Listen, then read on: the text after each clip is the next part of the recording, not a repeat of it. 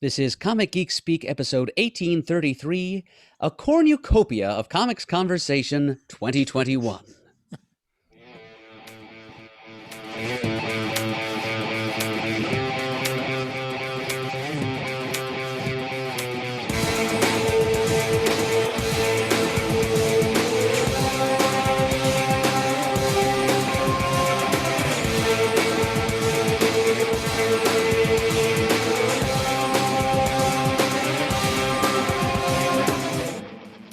I'm Adam Murdo. I'm Ian Leatherstein. I'm Shane Kelly. I'm Chris Everly.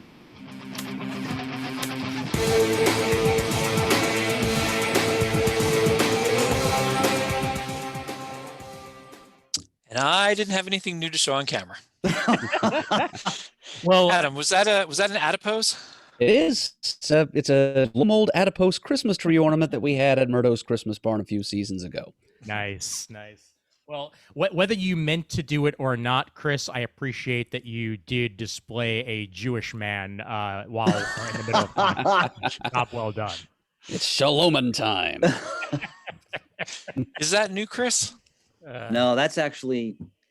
Remember the 1990s FF cartoon? Yep. Mhm. Uh-huh. It's from that. Okay. From that line. Well, and I say that because Hasbro just recently about retro carded Marvel Legends Fantastic Four on that cartoon backer board that Oh, probably cool. what was there when you bought it. And they have a thing, a Sue, they have variants of them, but I can't remember if they had a Ben with the coat and the hat in the variant or not. Yeah, it's a toy that was always in my store, and I salvaged it, and it's now on my new desk. Well, all I know in my post-flood office. is that Reed Richards is elastic, Sue can fade from sight, Johnny is the Human Torch, and the Thing just loves to fight. I love that they couldn't think of anything to say about Johnny other than the fact that he's the Human Torch. That's it. That was sexy Levinstein, man. Wow. Oh man, hey, I was just the right age for those '90s Marvel superhero Power Hour cartoons with the Stan Lee voiceover. Like I'd watch those every Sunday on WB. Well, at the time WPIX channel 11. PIX. That was Fantastic Four and Iron Man, wasn't it? It was indeed. Yep. Yeah, okay. Yeah. Iron Man had that I am Iron Man. But what I loved about that opening is that he would slam the hammer and you would see an image of a different Iron Man suit every time he would do it. And that was super cool. Yeah. I love those cartoons. I was a big fan. I remember they gave Rhodey claustrophobia, so they basically gave him storm shtick, which was interesting. Yeah. Tune-wise, I'm still an adherent to the 1960s jazzy cocktail Tony Stark song. Oh, of course. Tony Stark. Anyway. See our Silver Age Iron Man spotlight, ladies and gentlemen. He's Iron Man. Didn't they use that for the ringtone of his Rhodey cell phone? Yes, they did. They definitely did. Yep. Yeah. Well, welcome everybody to our post Thanksgiving cornucopia, and already off the rails. Indeed, as is tradition. If we're not off the rails, then you're not listening to a comic. That's right. As we continue to give thanks post Thanksgiving, we also give thanks to you, the listeners, Indeed. and you. Over at patreon.com/comicgeekspeak. And all of you folks continue to keep the lights on, whether it be in the studio, whether it be online, whether it be the website itself, or whether it just be, us being us. We thank you so much for your continued support of the show. We would be nothing without our listeners, and we would be nothing without our donating listeners. So we thank you so much for your continued support. And for that matter, anybody who leaves a review on iTunes is also greatly appreciated. Or if you tell your auntie or your great Aunt Petunia or any of that about us, Aunt Petunia, we are happy that you have done so. Aunt Petunia turned out in the burn era to be a young, beautiful woman. Yes. Patreon.com/comicgeekspeak for all that. All right, gentlemen. Well, first off, how was your Thanksgivings?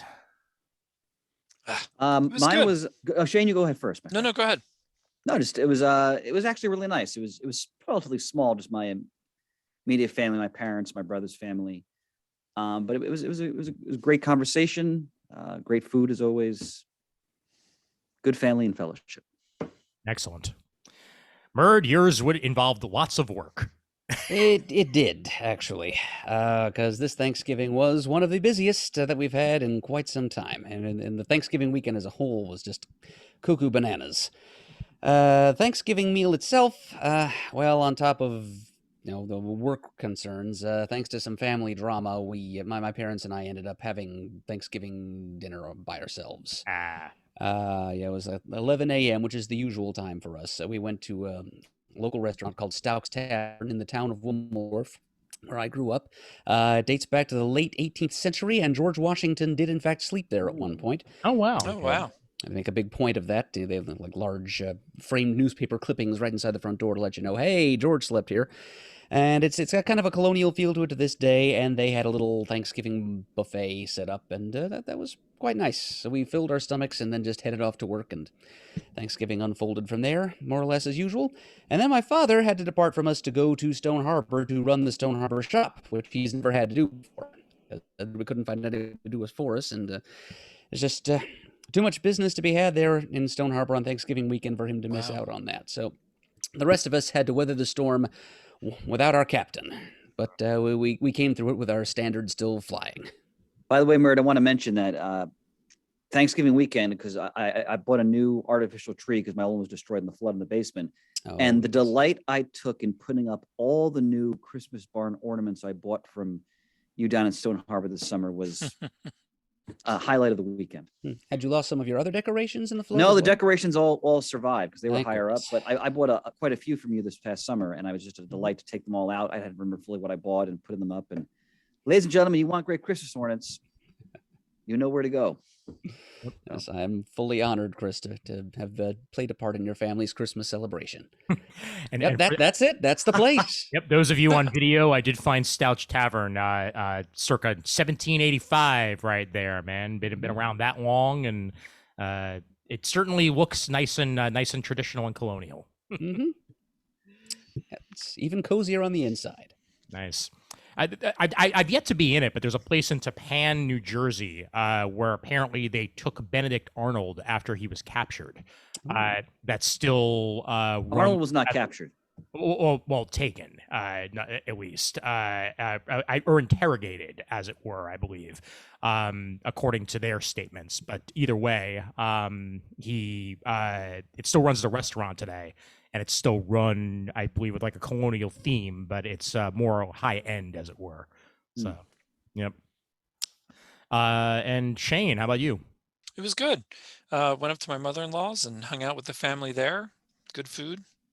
Got to rest a little bit. The rest of the weekend was not as restful as we decorated the entire time, Nice. but it all looks nice and it's all done. Very good, very good. I trekked out to Orlando, and as I was telling the fellas pre-show, luckily the insanity at the airport wasn't nearly as insane as I was hoping or thinking that it would be. And it's about maybe, I don't know, 25 minutes on the security line in, and maybe 35 minutes out. It doesn't matter what time of year it is. The security line at MCO, Orlando's airport, is hell, because you've got all those Disney families, all coming back, and a whole bunch of elder statesmen and what have you, and it's always bad. But we survived. We got on the plane. Yada yada yada. It all went well, and the dinner itself was lovely, and fried turkey this year with a whole bunch of other accoutrements, a whole bunch Spanish rice and cranberry sauce. It was delightfully filling and a wonderful time. So had a nice couple days away. I will say, and we'll talk about it later too, that we kicked off the Thanksgiving event Wednesday night with me and the boys braving the movie theater to see Ghostbusters Afterlife. So that was fun. Very good. That's the first time since, what the heck was the last thing we saw together? It was in 2019. I was looking at the picture book, the album I have with it. So there's a huge 2-year gap of no movie theater for. I went to for see me Black and- Widow. Did you go to Black Widow with us? Yeah, but not with the boys. Oh, I got you. Okay. So the photo album I keep of all the movies we've gone to see, the ticket stubs, the pictures. There's a huge gap between pre-pandemic and current pandemic, but Yeah. we braved it. We saw it. It was good. Very good, very good. Yeah, I think I'm trying to remember what my last pre-pandemic movie was. Yeah. May have very well been Birds of Prey, if not maybe one movie after that. It well, wasn't Birds of Prey for me. You're all right with that. I saw it on HBO. I did watch it. I did watch it. It's not bad. I was Nah. I was hoping for more Birds of Prey and less Harley Quinn. Instead, I got Harley Quinn and a little bit of Birds of Prey. And not even. I mean, the actresses were fine, but not even good Birds of Prey that I would think is Birds of Prey. It was just not. Yeah, definitely the case. All right, shall we start off with movies, gentlemen? Yes. As previously stated, Shane, we'll begin with Ghostbusters Afterlife, and then we can roll into Eternals after that. Ghostbusters Afterlife came out in theaters a couple weeks ago. Murd, you have not seen it, nor do you care to, I assume. Or at least I'm just not a Ghostbusters person. I've seen the original movie like all the way through once in my life. Wow. Not that I didn't like it. It's just that I missed it in my childhood, so it doesn't have that nostalgic glow for me. And the Yeah. franchise, this latest movie, it just seemed to me, and this is me talking right out of my ass here, of course, because I haven't seen it, but it seems to me kind of like, well, the reboot they did with the all-female cast seemed like it was a little too many yucks and not enough heart. I think maybe this one they might have erred too far in the other direction. We were just going for the schmaltz, and it just seems like if they kind of just smashed the two approaches together, they might come up with a good Ghostbusters movie. Yeah. Heard even your rectal bloviating was magnificent. Thank you. Never thought I'd impress anyone that way, Chris, but thank you. I have very fond memories, even though it's not fond what happened during it. I have fond memories of being 5 years old and convincing my grandfather to go take me to see Ghostbusters 2, and then running out of the theater scared shitless after me. See, that's my parents in their wisdom decided that would happen with me if they let me see the first Ghostbusters. But So that painting of basic that painting. people, I saw Ghostbusters 2 as a young, like pre-adolescent, and I actually have seen that movie more times than I have the original Ghostbusters. That's funny. So Ian, That's funny. the painting of Vigo really freaked you out, huh? Apparently so. I don't remember what specific moment took me over the edge. I just remember, doing like the old-fashioned tug on my grandfather's leg and being like, "Let's go, let's go." So that was. He is Vigo. But of course, as is the case with most of those movies that scared you when you were younger, I watched it years later, and I'm like, what the hell was I scared at? Like this was barely even like that. But I guess enough ghosts were enough to do it for a 5-year-old. So Well, that may work with Ghostbusters. The movie that scared the hell out of me as a young boy was Poltergeist, and I still don't like it. Oh, the clown. yeah. Well, the first Poltergeist with Craig T. Nelson and the TV and the girl. Yeah, no, I'm not a fan. Split Pea Soup. Yep, nope. Well, that movie franchise has some bad times for Yeah, it does. Yeah, like there's a whole Poltergeist curse to go with that entire franchise. So but Ghostbusters, a little less cursed, even though it's about ghost busting. It sat dormant for years, and as Murd said, they tried to revive it with an all-female cast in a complete reboot a couple years back, and I really enjoyed it at the time. And then I say at the time, because when I look back on it, it was kind of a mess.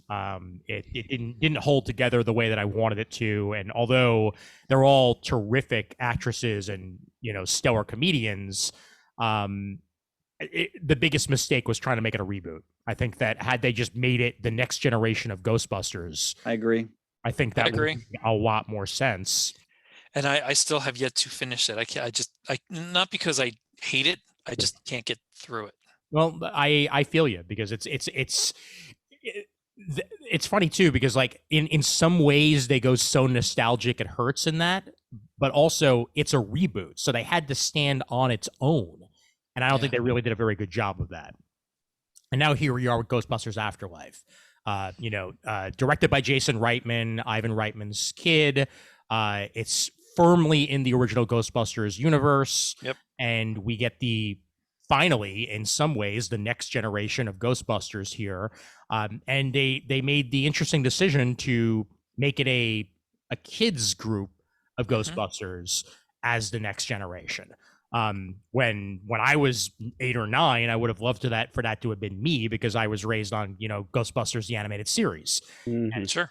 And that was very much the feel that was going for, but not necessarily what the original franchise was going for, because there are two very different beasts. Ghostbusters the animated series featuring Slimer, the Slimer show featuring Slimer, is very, very different than the original Ghostbusters movies, but it was what they were going for at the time. And I'd love to get your initial impressions on the film and what this return and continuation did for you. Shane, we'll start off with you. Well, I've read some things online, and I agree with what's said here in this way, and I'll compare it to, oh gosh, what's it called? Indiana Jones 4. Skywalker. No, what's the first new Star Wars? Force Awakens. Force Awakens. Good heavens. Yeah, see, good. Because just from seeing the commercials and promos for it, I thought, yeah, that's kind of what they're going for here. Yeah, and it Ghostbusters Afterlife relies very heavily on the first Ghostbusters movie.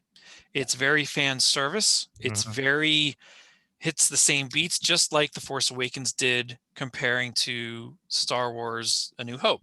Hits some similar beats. They go through similar trials and tribulations. The difference here for me here is I do think they gave it a fresh take with using the kids, grandkids. Still some similarities with going through the process, but to me it was a little bit more interesting than just the straight reboot. You got to see all this exploration of these new characters, and in a heartfelt, fun way that I enjoyed. But then again, I'm a sap for that kind of stuff too. I was curious if they would involve Egon at all, and I loved that they used what would be his family. There are some things I wish they would have done better. I wish there would have been a little bit more Janine in it, especially in the beginning, to explain a couple things, but that's not what happened. I enjoyed the story. I laughed a lot. Never, ever, ever did I ever think I would tear up and cry at the end of a Ghostbusters, a Ghostbusters movie, but I did. My boys did. It was very heartfelt, and we enjoyed it. Yeah, it was just a lot of fun, and I want to see it again. I really did enjoy it. Chris? I more or less echo Shane's sentiments. I went into this with pretty high expectations because I really enjoyed Jason Reitman's movies. Juno, Up in the Air. Yep. I think he did Thank You for Smoking too, if I remember correctly. He may have. So I think he's a talented director, and I knew his father was also involved. And we all knew that the originals, even Bill Murray, were going to appear at some point. So I was looking forward to seeing how they were going to work them in. Like Shane, I really enjoyed how they emphasized the kids and also Egon's legacy, specifically his role in the world of the Ghostbusters after, because all we know is just the two movies and that what happened after that. So they really go a long way. And I think reminding us of how eccentric Egon was and how he did things that obviously in the end were for the benefit of humankind. But in doing so, he sacrificed his family and also his relationship with the other original Ghostbusters. So again, the way they use the computer imagery of creating an Egon, that was, the beginning was clearly just someone in shadow, but then at the end and like you, Shane, when he appears at the end as a ghost and Aykroyd turns and goes, "Oh, I'm sorry," because they didn't understand why he had kind of run away and spurned them and so forth. I thought that was really well done. His granddaughter, I think, stole the movie. I thought she was superb. I thought so too. She just channeled the characteristics of a Spangler, but also being clearly her own person. I was really, really enjoyed her performance. Anything, Paul Rudd is just always, anytime Paul Rudd's going to go, all right, you know what, the movie could be utter doo-doo, but Paul Rudd's going to be good in it. And, I love that he was like the teacher, like, let's watch Cujo for summer school. I'm not actually going to teach anything because I really don't want to be here. And the child's play was hilarious, but it was like Shane said, it's a lot of fan service. I mean, I don't think like the original Ghostbusters was so fresh in what it was doing, because it kind of had that combination, like very edgy Saturday Night Live humor with, you know, the supernatural. And I wasn't really expecting that in this film, because it's just different, it's different characters, and time has moved on. But I thought what they did was really, really well done. Again, it was sentimental. And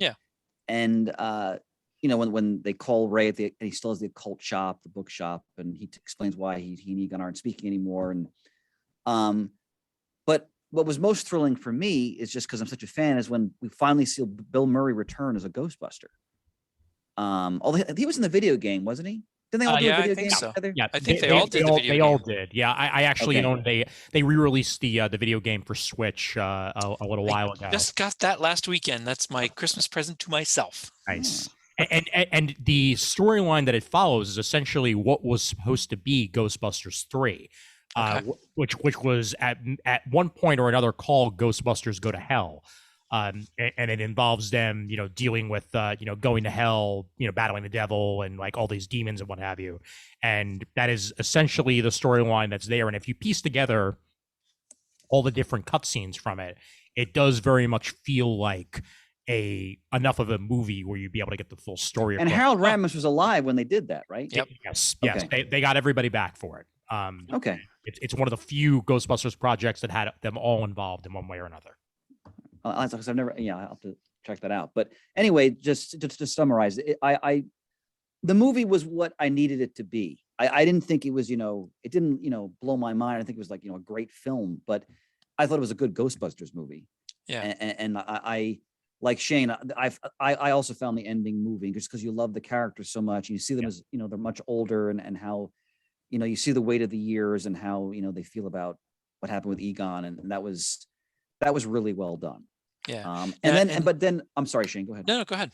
This is the last thing I was going to say was that first bonus scene for me was almost worth the price of admission. Yes. That was fan service. That was the epitome of fan service. Yeah. And knowing how much, just from interviews, how much Sigourney Weaver likes Bill Murray in real life, and how much she enjoyed working with him, that was radiating in that scene.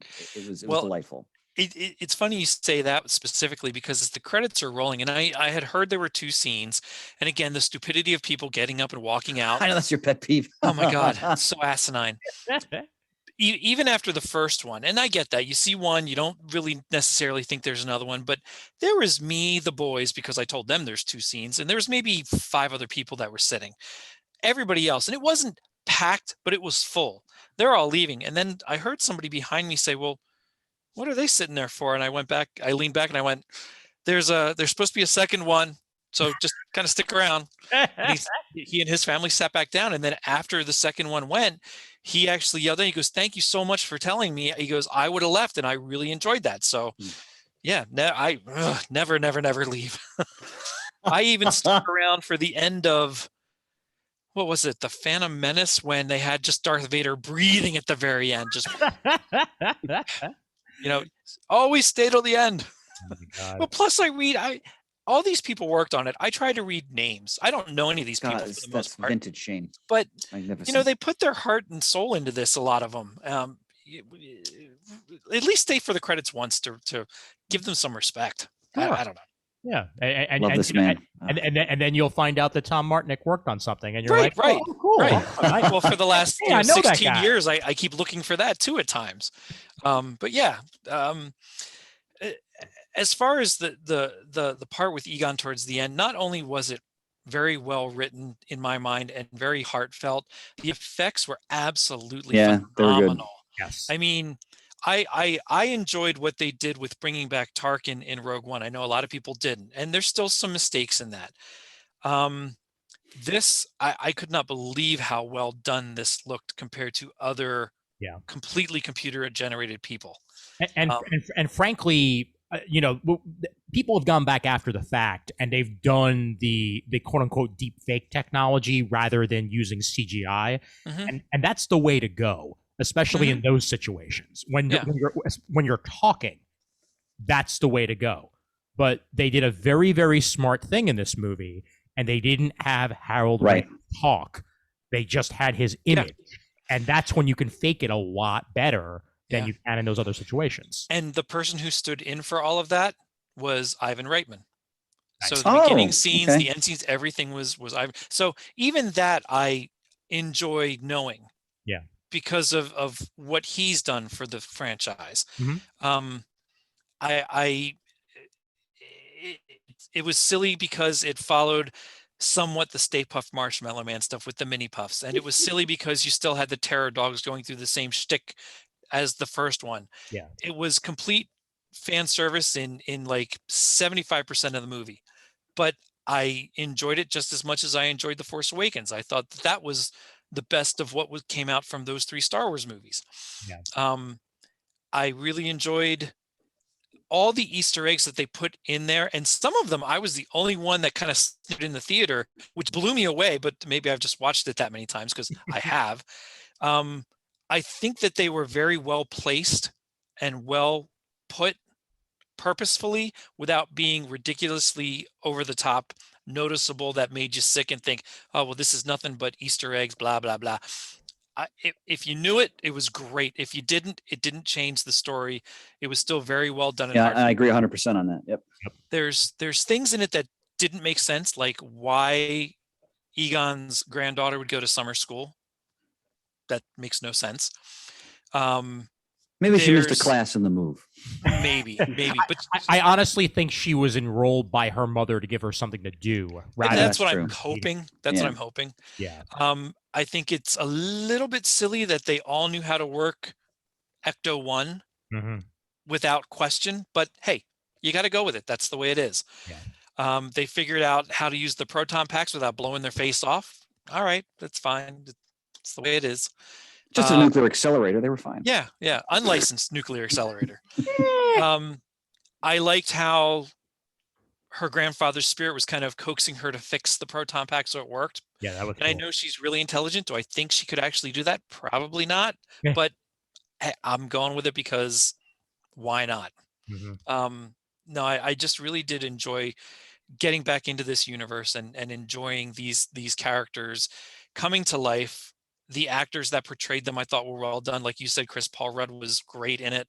And then to see the original Ghostbusters was phenomenal. Yeah. And I loved the second extra credit scene, Mm. which gives you, Yes. there's a possibility of more to come. Mm-hmm. And there probably will be more. I'll touch on that scene in a minute, just because I enjoy it, but also I have a problem with the ending of the movie in general, and that does tie into it. But I'll get there when I get there. Okay. So this movie is The Force Awakens meets Stranger Things, and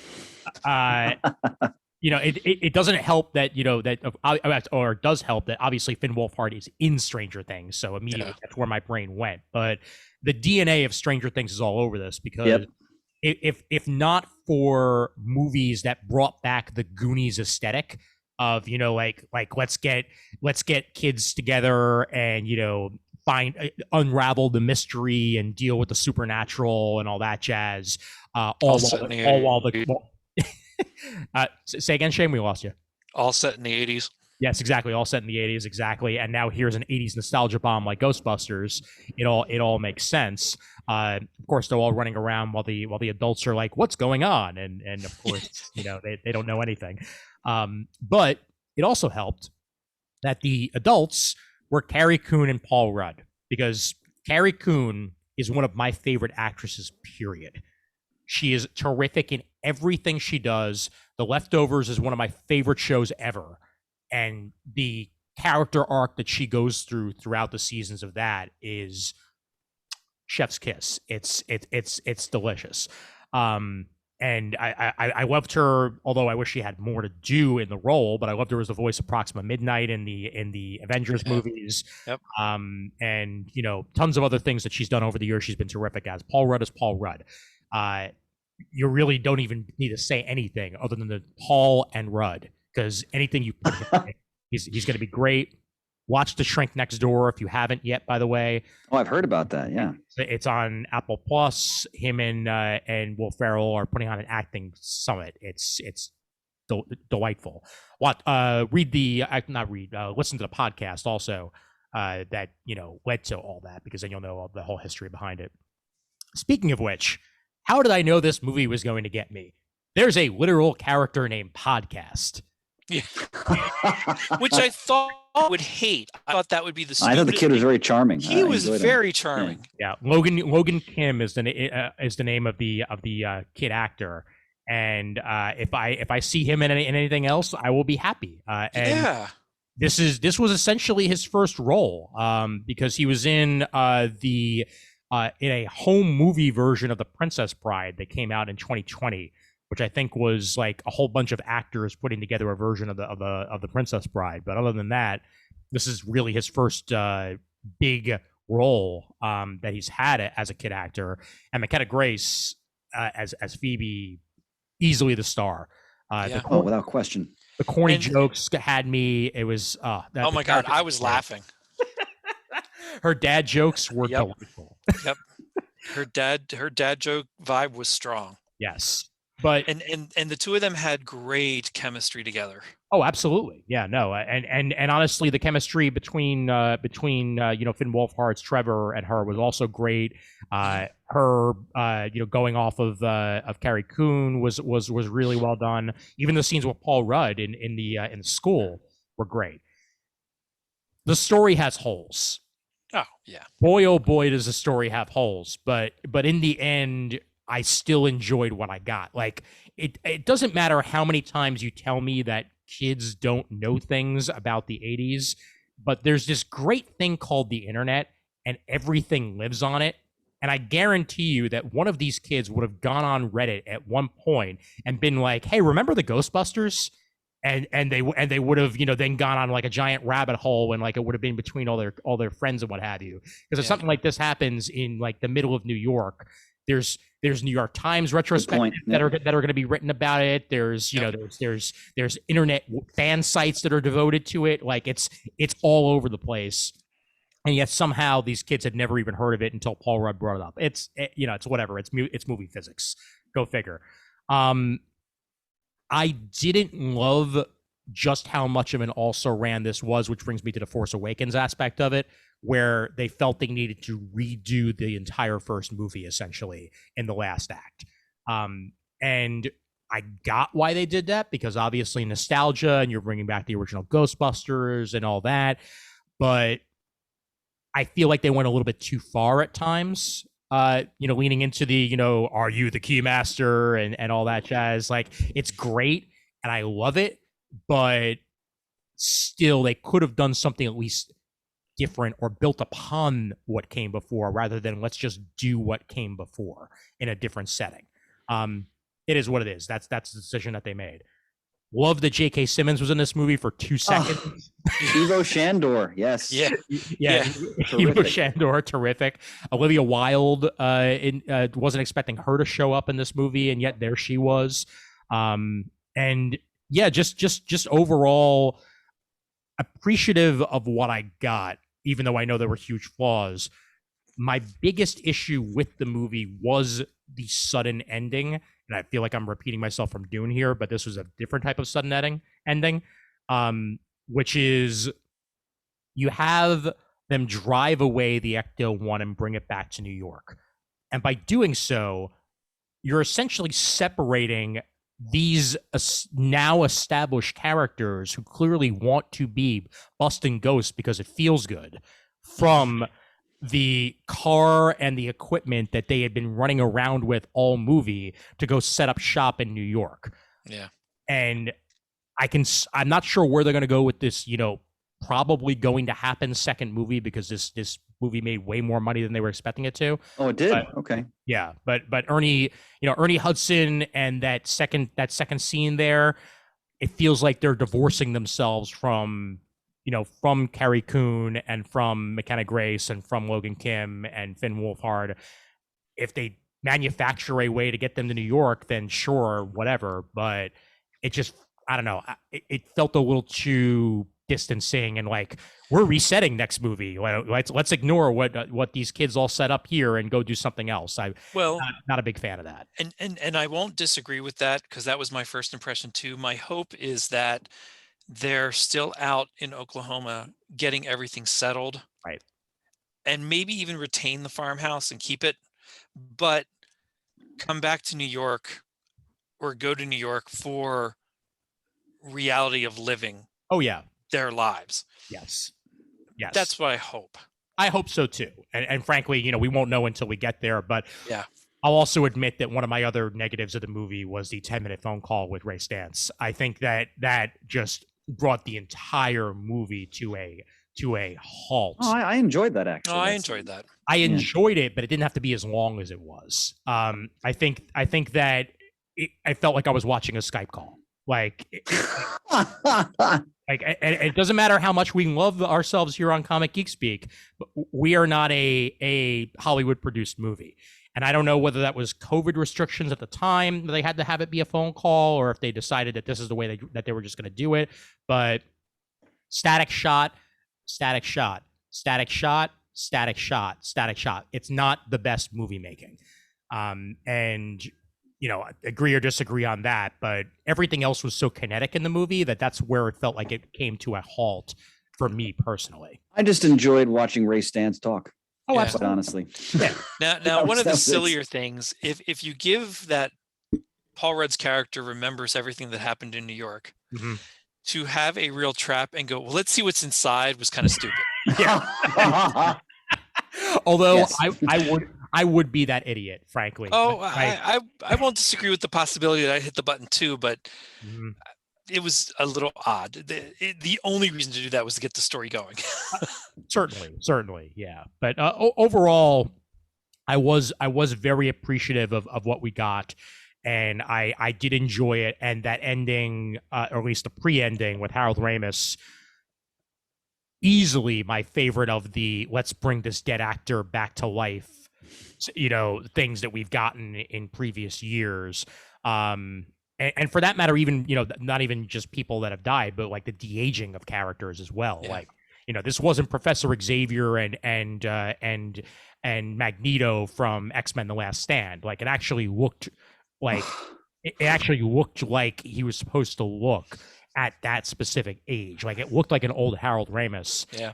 And I was tearing up in the you know, in the movie theater. It actually just did a terrific job of pulling on my heartstrings the way that it was supposed to. And yeah, overall, it did what it needed to do. It's not a perfect movie, but it did what it needed to do. Yep. How many freaking swears would you gentlemen give it? Shane, go ahead. I'd give it a 4. I'd give it a very strong 3.5. Okay. Yeah, I'll go halfway in between because I love doing that. 3.75. That's exactly where I'm gonna go. It's almost approaching a 4, and it may even get there on rewatch. It's just that's true. It had way more going for it than even Ghostbusters 2 for me, because I'm not the biggest Ghostbusters 2 fan. I wish I'm not either. I like it, but and Shane, I'm sure you know this. There's like 45 minutes of movies sitting in a can somewhere that we're never going to see. Yeah. Like, there were entire subplots to that movie that they decided to cut out before it even got there, including bits with Winston that were completely excised, including you know, bits with Ray and the others, and they just decided not to go that route. It was a very tumultuous production of a movie, Ghostbusters 2. I'll tell you, watching Afterlife and watching the credits roll, and it gets through like the and featuring or special guest kind of thing, and it goes through Bill Murray, Dan Aykroyd, and it goes Sigourney Weaver. I'm like, and I said, I'm in the theater, I go, did I miss her? And then all of a sudden the scene comes, I'm like, oh, okay, that's better. I thought I was really missing something. Sigourney, and by the way, Sigourney Weaver has not aged a day. No. She looks fantastic. She looks amazing. She really does. I really thought we were going to get Rick Moranis out of it somewhere along the way. He's retired though, isn't he? He's retired. He is, but I didn't he show up on a commercial in recent months? He may have, yeah, but that nothing too too out there, like nothing like. No, Yeah. I just thought he'd pop up at the firehouse or something once you got that in the second scene, or I don't know, just something. Perish in flames. The only thing I'll say about Janine, and then we can move, because my God, we're spending a lot of time on it. But Yeah. in the beginning, when Janine shows up and says, "Well, I called you, I'm Janine," and she talks a little bit, I wanted a little bit more out of that. That was beginning abrupt. Yeah. because then she's not seen until the very end then again. Yeah. And nothing to do with the rest of the movie in there. Like, if she was out there to welcome his daughter into the house, we know it's not the mom. Yeah. But they still had some kind of friendship going, and then to not be in it at all. Did she fly from Canada or something and then just disappeared until the end when she's talking to Ernie Hudson again? That part was a little bit weird to me. I wanted a little bit more explanation. It's still better than the the 2016 Ghostbusters, where they felt the need to get the actors but have them play different roles. And that was probably the biggest misstep of that entire thing. Yeah. It's either do your clean slate or don't be cute.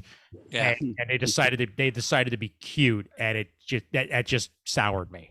And I've not even gotten that far in the movie to see any of it, but I heard about it, and that gave a bad taste in my mouth right away. There were immediately fan theories, Shane, that like, oh, I wonder if they faced the ghost and he rewrote their lives, and these are actually the real Ghostbusters. And like, well, we're never gonna get there because they decided not to even bother with it. So It's not all Mephisto.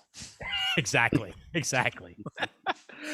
But speaking of Mephisto, no, he did not involve himself in the Eternals. But we should still discuss that movie here. Of course. Go right ahead. I'm interested to hear it. I have not seen it yet, but I will. So go to town. I'll shut up. Well, we will indeed go to town. Still only available in theaters. Will be coming to Disney Plus, I believe in January, if I remember correctly. If not February, but it's a longer That's even release. worse. I know. Well, how long did it take Shang-Chi? How many months? That was it came in November 11th. I don't know when it came out in the theater. September. Early September. Okay, Yeah. then yeah, I'm pretty sure they're doing a 2-month delay on these things. Okay. So January then. Yes, January it should be on Disney Plus. Grumble. I know. I saw it in theaters, and I will hold my tongue because Murd has not talked in a while. Yes. So I will let Sir Murdo be the first to discuss said Eternals movie and his thoughts and opinions. Okay. Well, my opinions are rather severely divided, I must report. Yeah, there's things I like about this movie and things I didn't. You can kind of cut and paste a number of the things we were saying about Villeneuve's Dune movie into this one, in my opinion, since, to begin with a somewhat pedestrian complaint, it was a little bit longer than it needed to be. But it was also beautifully shot, again, something it has in common with Dune. One difference, on a personal note for me at least, is that it did not hold me enthralled quite as well as Dune did. I confess to checking my watch several times throughout its 2-hour plus running time. Yeah, so visually, it certainly was hitting all the right the right cues. It was very well cinematographed and so forth. Some of the casting decisions were absolutely brilliant. Others were somewhat puzzling. The music in general was very nice, plus a couple of classic rock needle drops that seemed kind of tonally sore thumbish to me. I mean, I've loved Pink Floyd's Time. It's been one of my favorite songs for 20 years now, since right after I got out of college and I began to relate to its content. But and I saw how it related thematically to the movie. You know, the Eternals have been kicking around on a piece of ground on planet Earth, waiting for someone or something to show them the way, and yet it just didn't feel quite right to me to have that playing during the time jump between when they first arrived and the early 21st century. I do love that song. The pacing was a bit weird, I must say, and entirely too much of it was taken up with this whole getting the band back together sequence.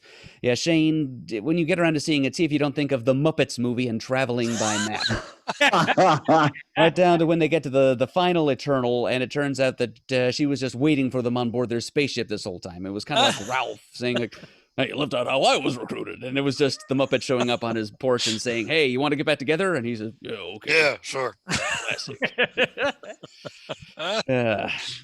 Yep. And I did find certain character motivations to be a little Swiss cheesy and questionable. And of course, there is the big glaring thing that in the opening credits crawl, it declared that this was based on the Marvel comics by Jack Kirby. To which I respond, not really. Because if you're looking for Kirby's Eternals, this is kind of a radical departure from that.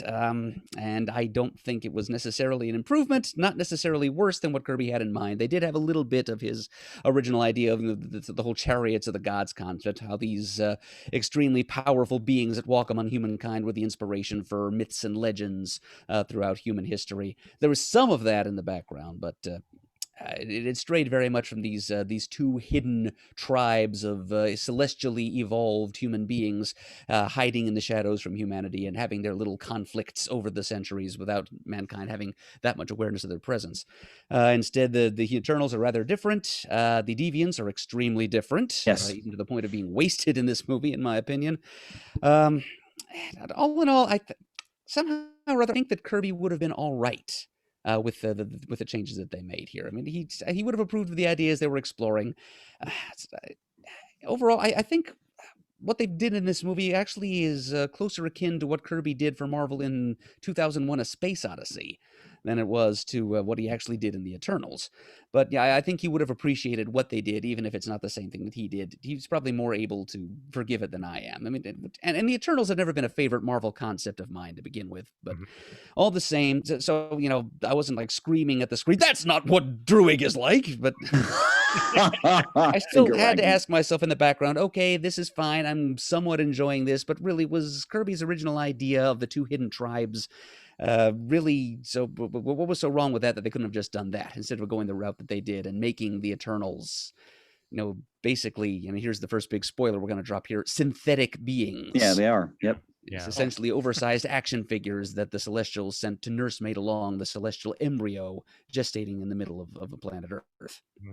Yep. So, I was kind of back and forth in my mind on a number of points, but I didn't feel under-entertained when I finally left the theater. It was worth however many dollars I ended up. Well, okay, it was at least as worth the overpriced ticket I paid for it as any other movie I've gone to see this year. Let's put it that way. I didn't love it, but I didn't dislike it either. I got my tickets slightly discounted because AMC has been doing like $5 or $6 off before like 2 p.m. on most days, including weekends.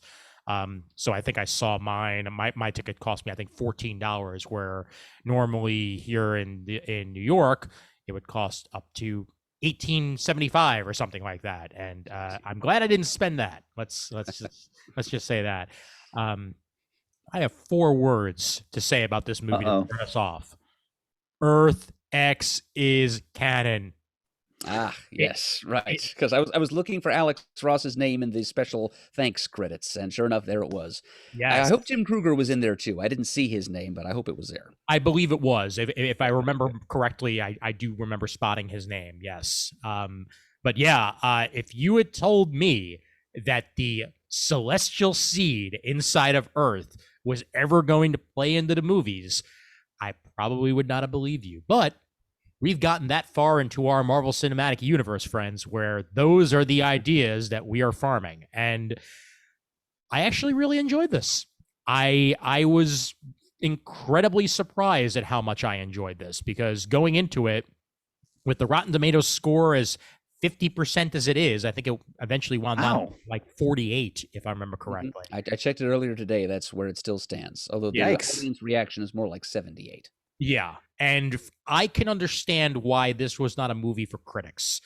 I think that this was a movie for comic book fans, but not Marvel fans. I think this is the most DC Comics movie that we've gotten yet. I think that this, had we actually gotten the New Gods movie that we were going to get, it probably would have played out at least a little bit like this. Is that movie not happening, The New Gods? No, it's been canned. I thought wasn't Tom King writing that? He was, yes. Oh, that's too bad. Tom King with, I think, Ava DuVernay, and it's now no longer going forward. They've since canceled that. possibly after the whole Zack Snyder thing went down, because they're done with Snyder stuff, and obviously he brought Darkseid into his movies, Right. and then they were like, okay, are we gonna bother? No, we're not gonna bother. Okay, I guess we're canning this for now. So they might go back to the concept at some point, but it's just not happening anytime soon. So they've shelved that for now. This felt like a DC Comics movie to me in the gods aspect, way more so than Thor, because Thor's a god, but to a point. In the Marvel Cinematic, these guys literally felt larger than life. We had a literal Superman character in this movie, with Icarus. And everyone else, like the speed character, fills the Flash role pretty well. We've got a pew pew pew pew pew guy, which is a very DC Comics power, if not also Havoc, but we're not getting there yet. And the elemental aspect of it also feels very DC to me, and just overall way more fantastical than we've gotten in previous Marvel iterations. And that's not going to be for everybody, and I completely get that. Also, 2 hours and 30 minutes of it is not going to be for everybody, and that I completely get as well. But I was surprised at how not bored I was. Like, I barely even noticed that it had been that much time passing. And like I turned to Martha, after watching it, and she felt pretty much the same way.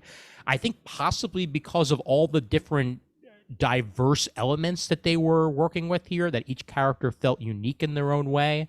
And that although they are, simulacrums essentially, automatons, they're also these living, breathing beings, all with these, distinct backgrounds. And the first, homosexual relationship in a Marvel superhero movie was very well portrayed. And yeah, Kumail Nanjiani was hilarious, and his Alfred character essentially. Oh, that guy was tremendous. Oh my God, beautiful Yep. comic relief there. Yep. Yeah, I was thoroughly impressed, and I'm as surprised as any of you that I'm saying those words, because I was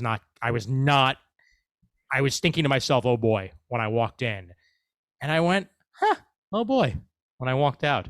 And that mid-credit scene, spoilers now, because I really haven't been that spoilery up until this point, neither of any of us for that point, outside of what the Eternals are, but spoilers here.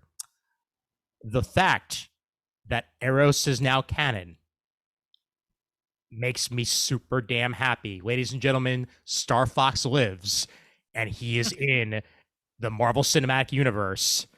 And even better, Yes. the Troll. Yes. And Yes. it's even better that he was also in One Direction. Yes, that too, actually. It's Harry Styles, right? If I'm remembering the name of the actor correctly, I believe that is the case. But That's the guy. yeah, Harry Styles is Eros, and Patton frickin' Oswalt as Pip the Troll, because obviously there isn't going to be any more MODOK that we know of. So I'm glad that he now gets full Marvel Cinematic going for him. Mm-hmm. Makes me very happy. And yeah, I don't know. I really enjoyed what I had. Chris, I cannot wait to hear your words. Oh, it's kind of you to say, sir. What a setup. I really enjoyed this film. And to kind of piggyback on some of your thoughts, Ian, going into it, I was just thinking to myself, okay, the Marvel Cinematic Universe, is this other than that, I'm not bringing the Eternals into which most people know nothing about. Even a lot of comic readers are not that familiar with the Eternals. It's true. And then so I was excited about that. And like Murd said, I was interested to see how much they were going to really sort of explore Kirby's concepts, because the Eternals is one of his high-end concepts when he went back to Marvel in the 70s. And they dabbled in it a bit. Like, it was thrilling to see the Celestials in all their glory, especially when they petrify one, and they show you the sheer size of the Celestial, like just the hand. And when it's turned to stone and so forth. That was thrilling. And the notion that, they're going to return to Judge, and like they kind of touched upon all that.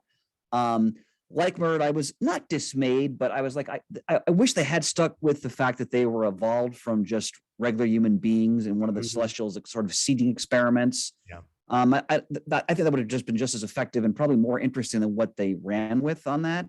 Yeah. And like Murd said, the deviants were like throwaway. Murd, was that supposed to be Gar at the end, the one who was talking? I believe it was supposed to be Crow, Warlord Crow. Oh, Warlord Crow. Okay. All right. So, but these points I'm making here, I wasn't disappointed by the direction they did. I thought the general essence of Kirby's concept was there, but they just did a lot of tinkering with it, which at this point I expect, because the Marvel Cinematic Universe is not the Marvel Universe. Oh yeah. It's very much its own entity now. Yep. And I'm happy to see them take concepts from the comic that some of them are deep dives at this point, and they're sort of folding them into this universe they've created. And in that sense, I was thoroughly entertained by the film. I thought the casting for the most part was spot on. Oh, yeah. For example, I loved how they had the Cersei character be the one who was most sort of empathetic to humans. I mean, she wasn't as much of the party animal she is in the comic, of course. No, not even. But way less leather jackets too. Yeah, but they did establish like her affinity for humankind. The whole subplot with Icarus, I thought was really well done. Like they show really the burden on him in terms of the time that has passed and the secrets he's carrying and the impact of all that. I thought that was really well handled. I thought all the Eternals they chose to appear in the film, for the most part, were really interesting. I like how they captured the different relationships that evolved because of the centuries they've been on Earth. Like the Jolie character with what's Hephaestus's eternal name? Fastos? Fastos, yeah. Not Fastos. Gilgamesh. Gilgamesh, yeah. Yes, he was kind of a caretaker for Athena after she succumbed to the Mod Weary. Yeah, that dynamic was really well done.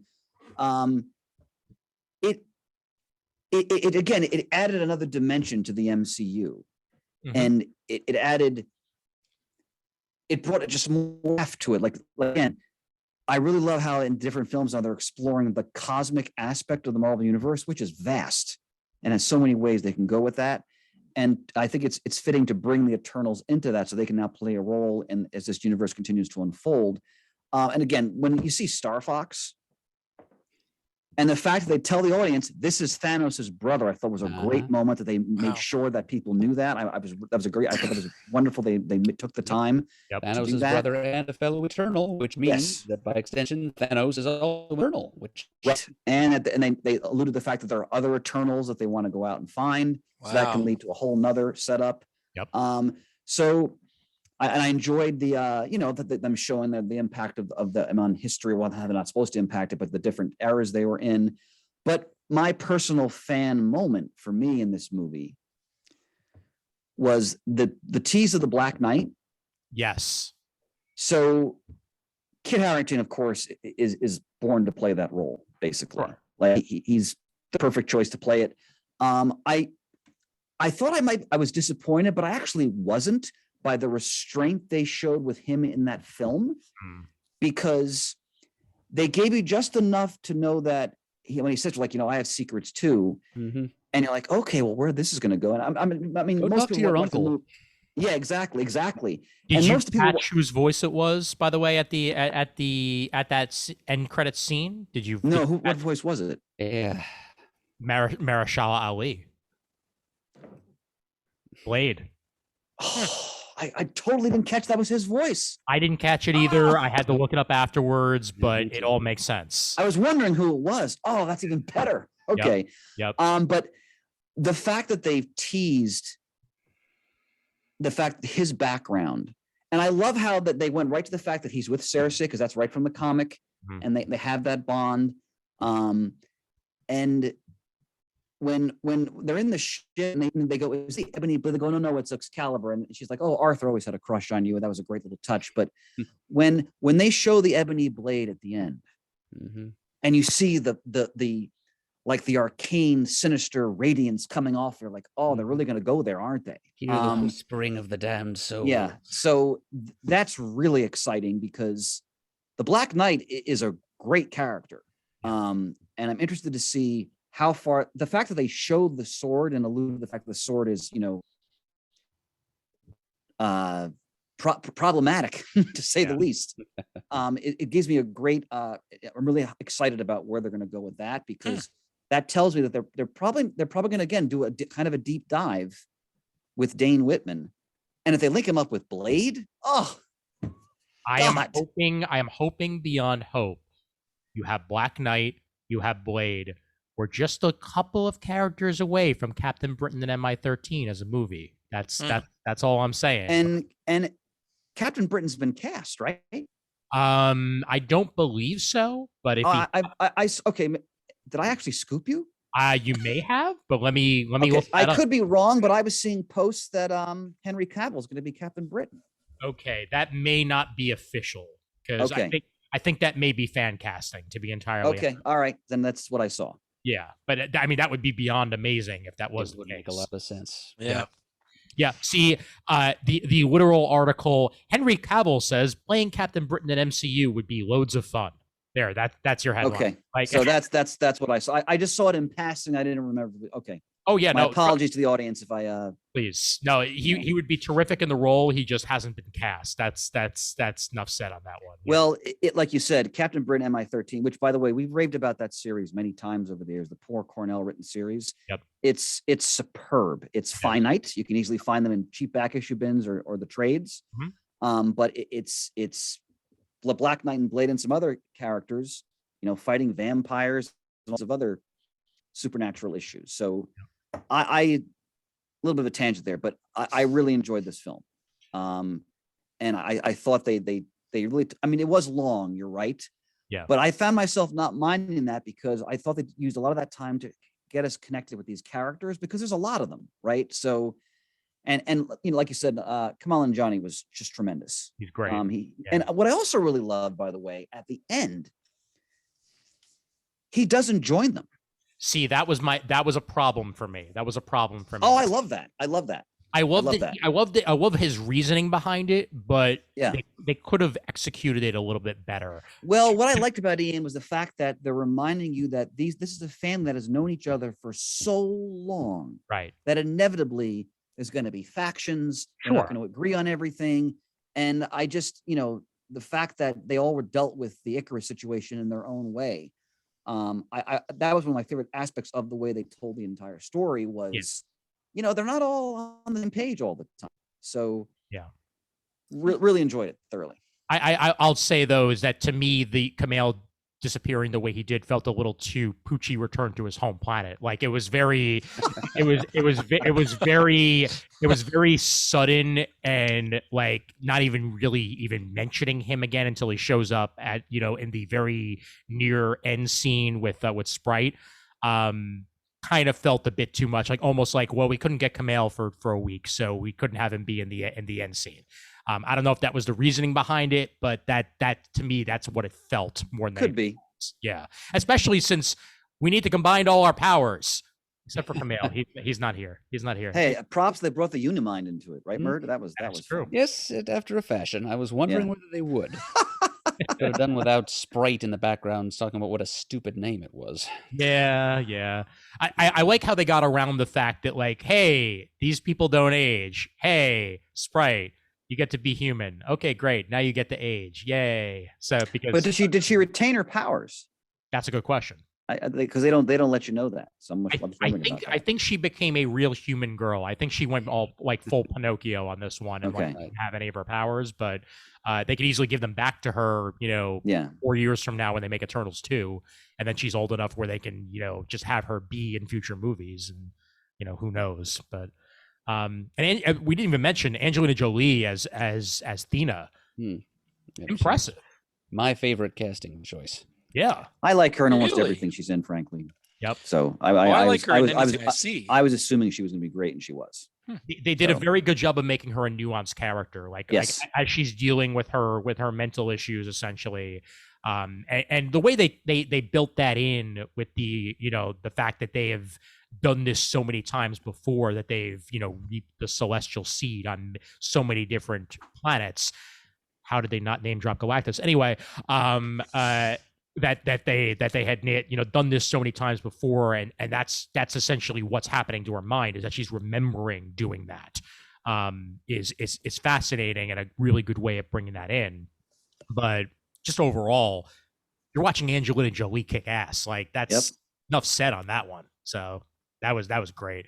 And how about Lauren Ridloff as Makari? I thought bringing her in. I actually got to see her on Broadway in Children of the Lesser God, and that was fantastic. And she stole the show for me in this one, honestly, with her not quite Flash character, her speedster character. Some of the things she did in this were some of my favorite speed on film so far. So yeah, really loved it.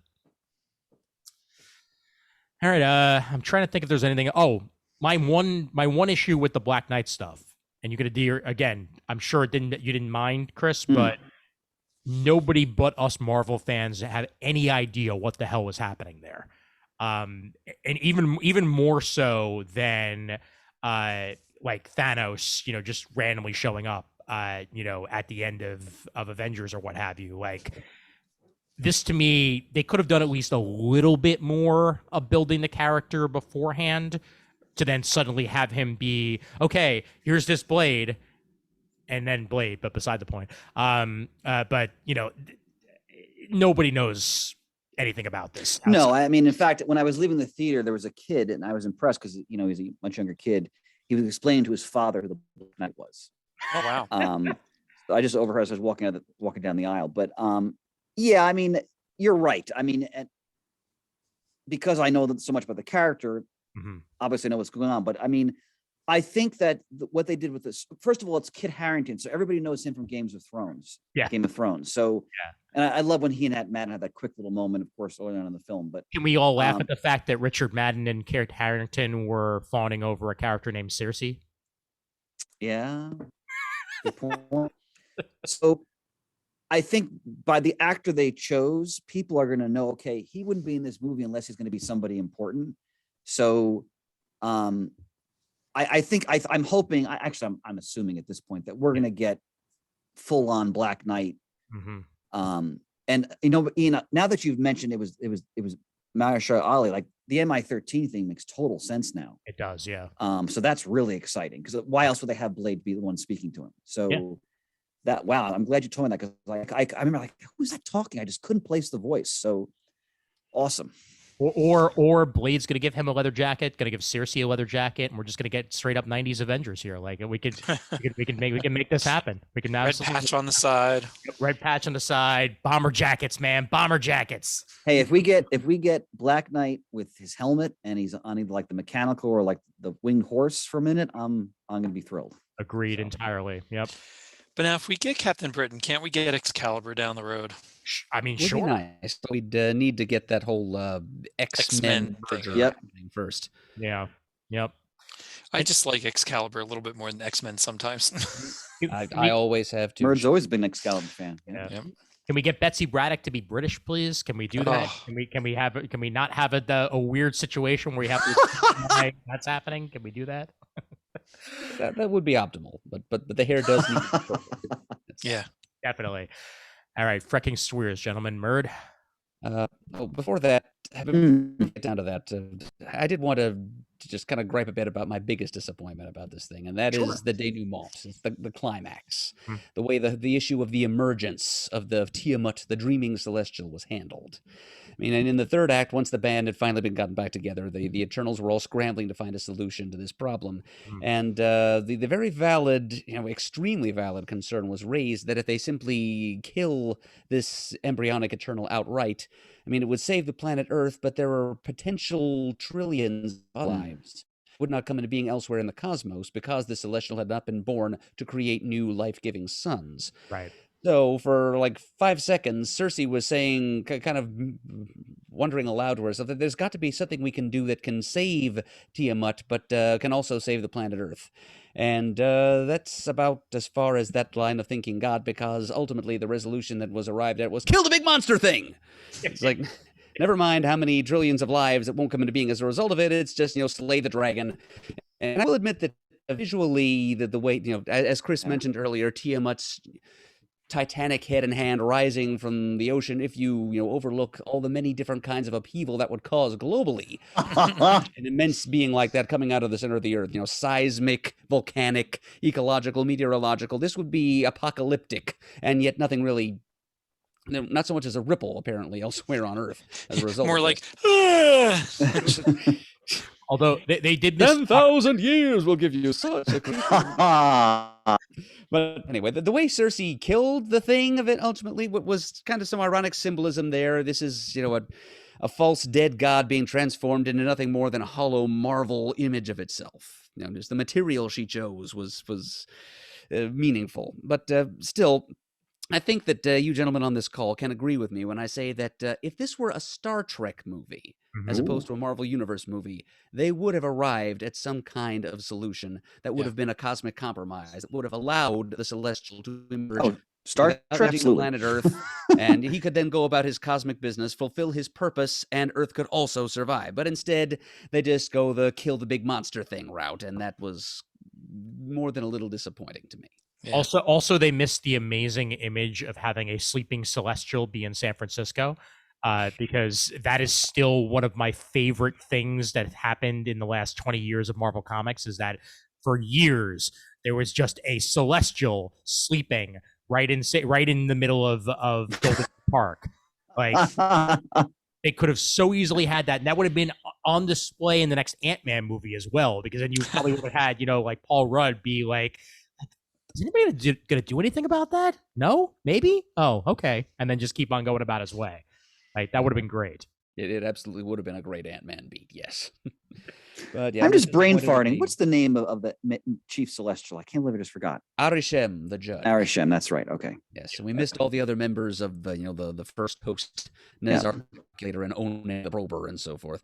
But Arishem was he was kind of all in all. He was the Omega in this one.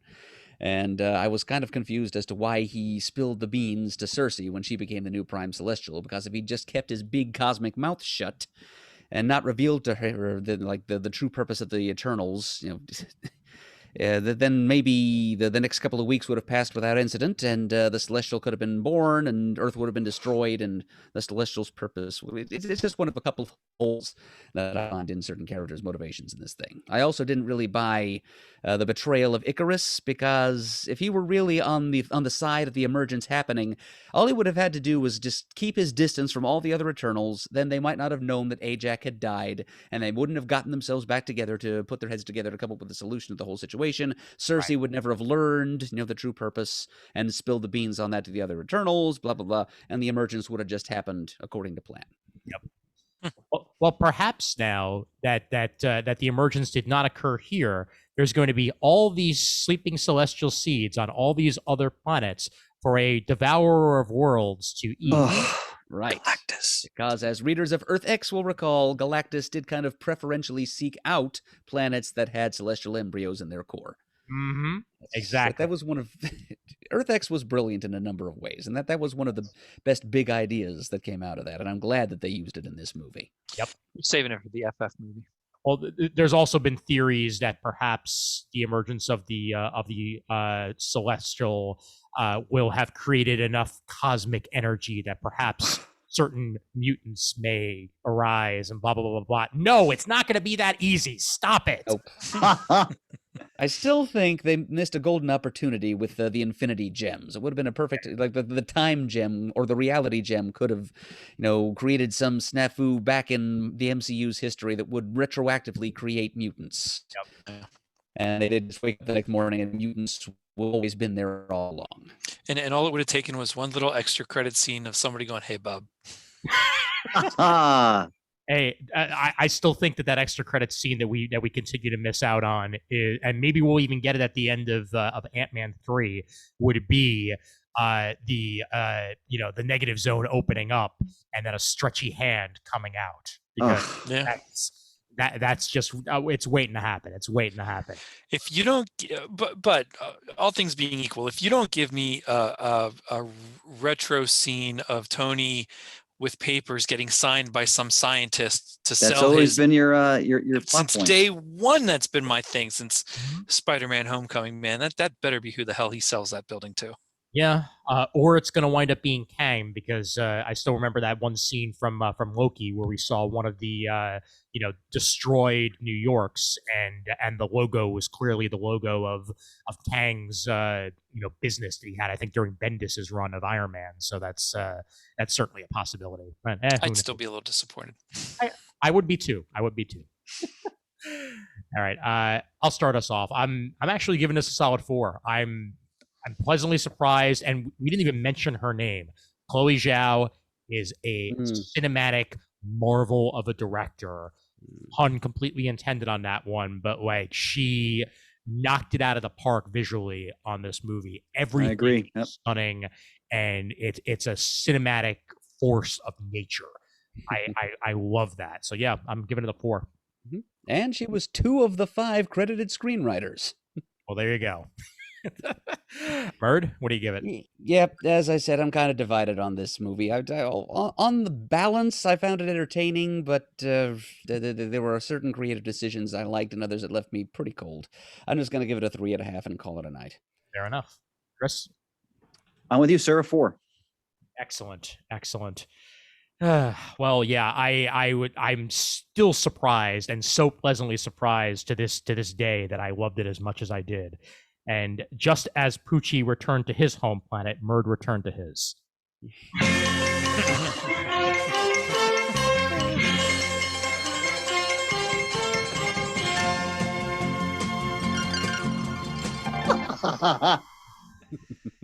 Great segue, Levy Poo.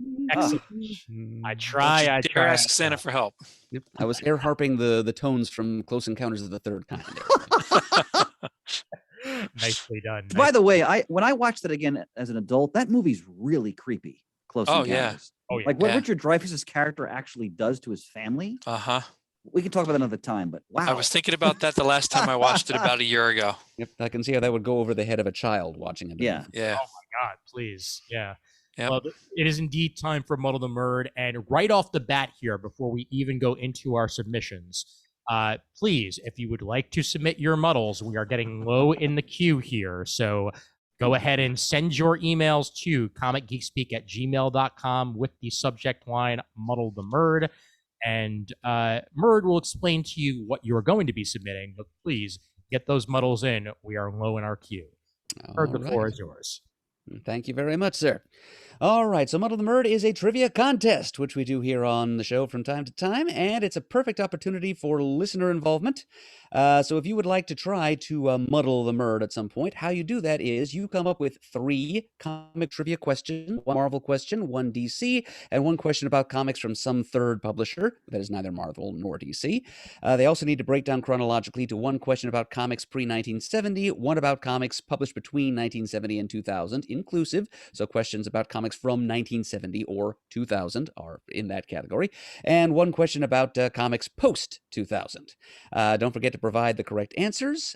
Please don't get too esoteric, into too fine detail about, just no throwaway stuff. Please something that's important to plot or character, and not just some throwaway background detail of the issue. Also, no questions about non-textual matters such as letter columns and advertisements and things of that sort. And then you email all of that, as Ian said, to comicgeekspeak@gmail.com, and then Ian will ask those questions of me during one of these Muddle the Murd segments on the show, and if I get all 3 of the questions wrong, you, as the writer of the questions, will be the muddler of the Murd, and you will be entitled to a fantastic prize, which I will mail you at my own personal expense. And the prize that today's muddler hopeful will be playing for, once again taken from a cache of prizes sent to us by our friend Big John Morrissey, the Marvel Man, is this lovely paperback collection of Squadron Supreme. Great prize. Maxi series from Mark Gruenwald and a variety of artists. It's an alternate reality Marvel multiverse analog of the Justice League, and it describes what happens when they try to, as a kind of a social utopian experiment, take over the United States government and run things themselves for an entire calendar year. And their version of Batman, Nighthawk, does not approve of this. So they split into factions, and all kinds of fun stuff happens. There's a little bit of a crossover with the regular Marvel universe in the middle of it. It's some great 80s Marvel comics, and it's a magnum opus of its creator, Mark Gruenwald, who was one of my favorite writers of the time, and my personal hero, or one of them anyway. And the original printing of this trade paperback included Mark Gruenwald's cremated ashes mixed into the ink. This, I'm pretty sure, is not a first edition printing of that, but it's still a darn good story, and worth having. And I hope that whoever ends up winning this, whether tonight or some other Muddle session, will enjoy it immensely as I have. Big John, great prize. Excellent. Well, our attempt comes from Mr. Rob Schaefer today. Ah, and he has these. Rob is an old customer of mine. Ah, wonderful. Yep. If it's the same Rob Schaefer, good guy. I hope he never bought Squadron Supreme from you. Line to win one tonight. I like your odds, Rob, because we're in the wake of Thanksgiving weekend. My brain is practically worn smooth. I can barely remember my own address. So. Well, let's see how you fare then. Rob says, here's my submission for Muddle the Murd. Wish me luck, and thanks again for what you do. And we begin with Indie pre-1970. Oh, all right. The Archie characters made their first appearance in December of 1941 in Pep Comics issue 22. What is the name of Archie's mother? Ooh. Oh, nuts. Oh, blast. His father's name is Fred, I'm pretty sure. I'm going to say Gloria Andrews. Any guesses from the Peanut Gallery? No, none. No, not that. Mary Andrews. Oh. All right. Yep. Yeah, I only know that because of Riverdale, the TV show. So that's. Oh, all right. Yeah, it would make more sense as a name for a 40s female character, and particularly a mother. Yep. And you know, Stan Lee didn't come up with it because it's not alliterated. Yes. All right. Moving on to Marvel 1970 to 2000. In 1977, Marvel adapted the movie Star Wars. Sure did. Yep. And the series, Save the company. Indeed. And the series continued for 107 glorious issues. Yep. In what issue of this series did the adaptation of The Empire Strikes Back begin? Ooh. Well, let's see. All right. So if he said that the series began in 77, right? Correct. Correct. Right. Yes. That actually didn't it? It came out before the movie came out. Before the movie, I thought. Yes, right. As a promo. Okay, so that means the adaptation of Empire well, couldn't have hit shelves until 1980, surely. So that means it would be at least like 3 years worth of comics. I like how he's doing his Professor Xavier. Oh, he is. It's amazing. Yeah. To me, my answers. No. Well, Rob did a smart thing here. He's hitting me in one of my weak spots, which is issue numbers. I never really well, numbers have no soul, for one thing. My mother and I are interchangeable ciphers, and I'm glad that Pants isn't here to go at me because he was a math major. But yeah, I've never had a head for numbers. I may be outthinking myself here. I'm just going to say 36. You are so close. Yep. Ian, I want to say it's 39. I want to say 34. Chris, you are correct, sir. All right. Issue, That's all my years of retailing and filing comic books. Okay. Yep. Issue 39. So close, Murd. So close. Yep. At least the 4 I was thinking of can look like a 9.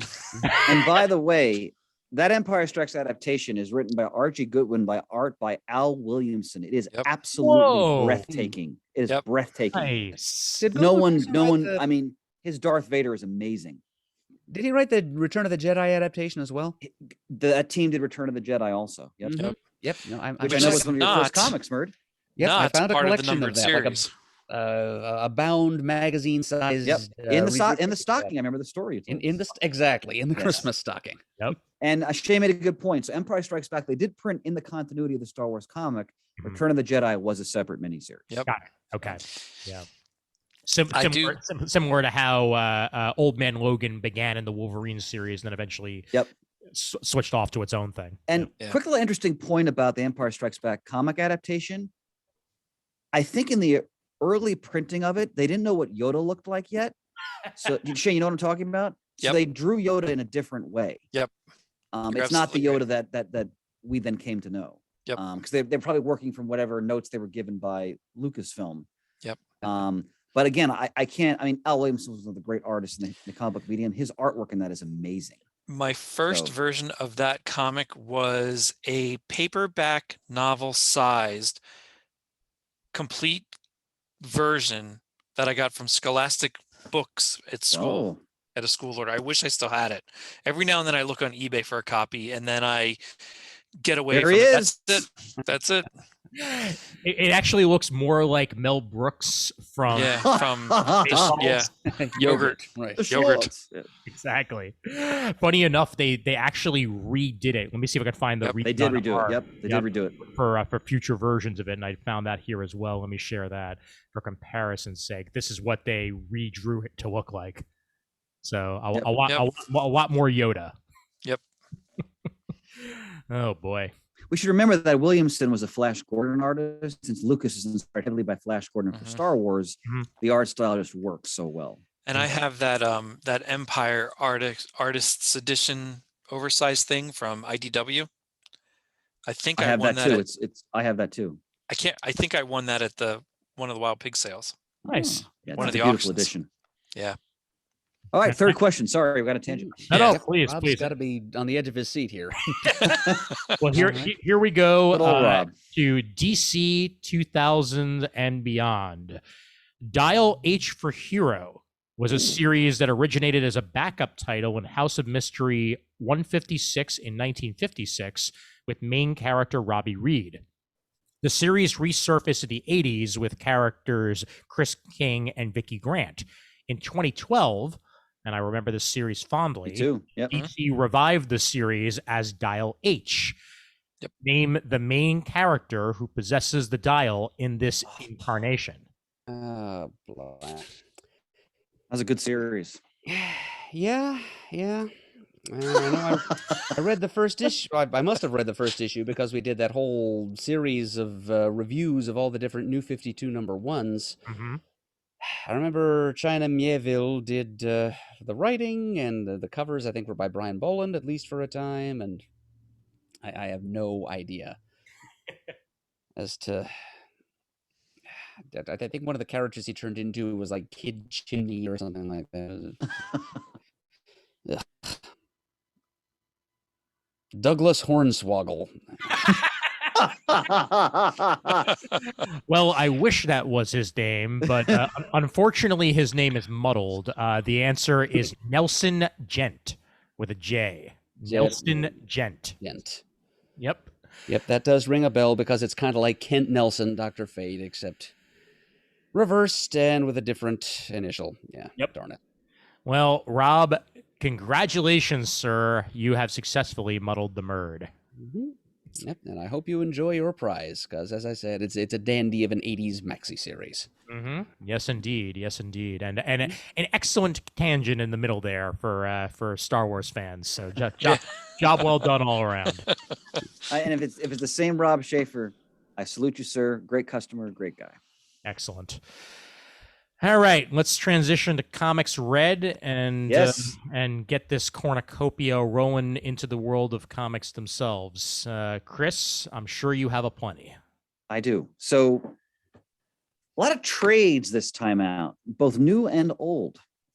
So let me start with something really old that I happened upon at my friend John Paul's local comic shows, NewJerseyComicBookShows.com. I went to one in October, and there was a dealer with $5 trades. And since I'm trying to rebuild my library in a very specific, targeted way. Yeah.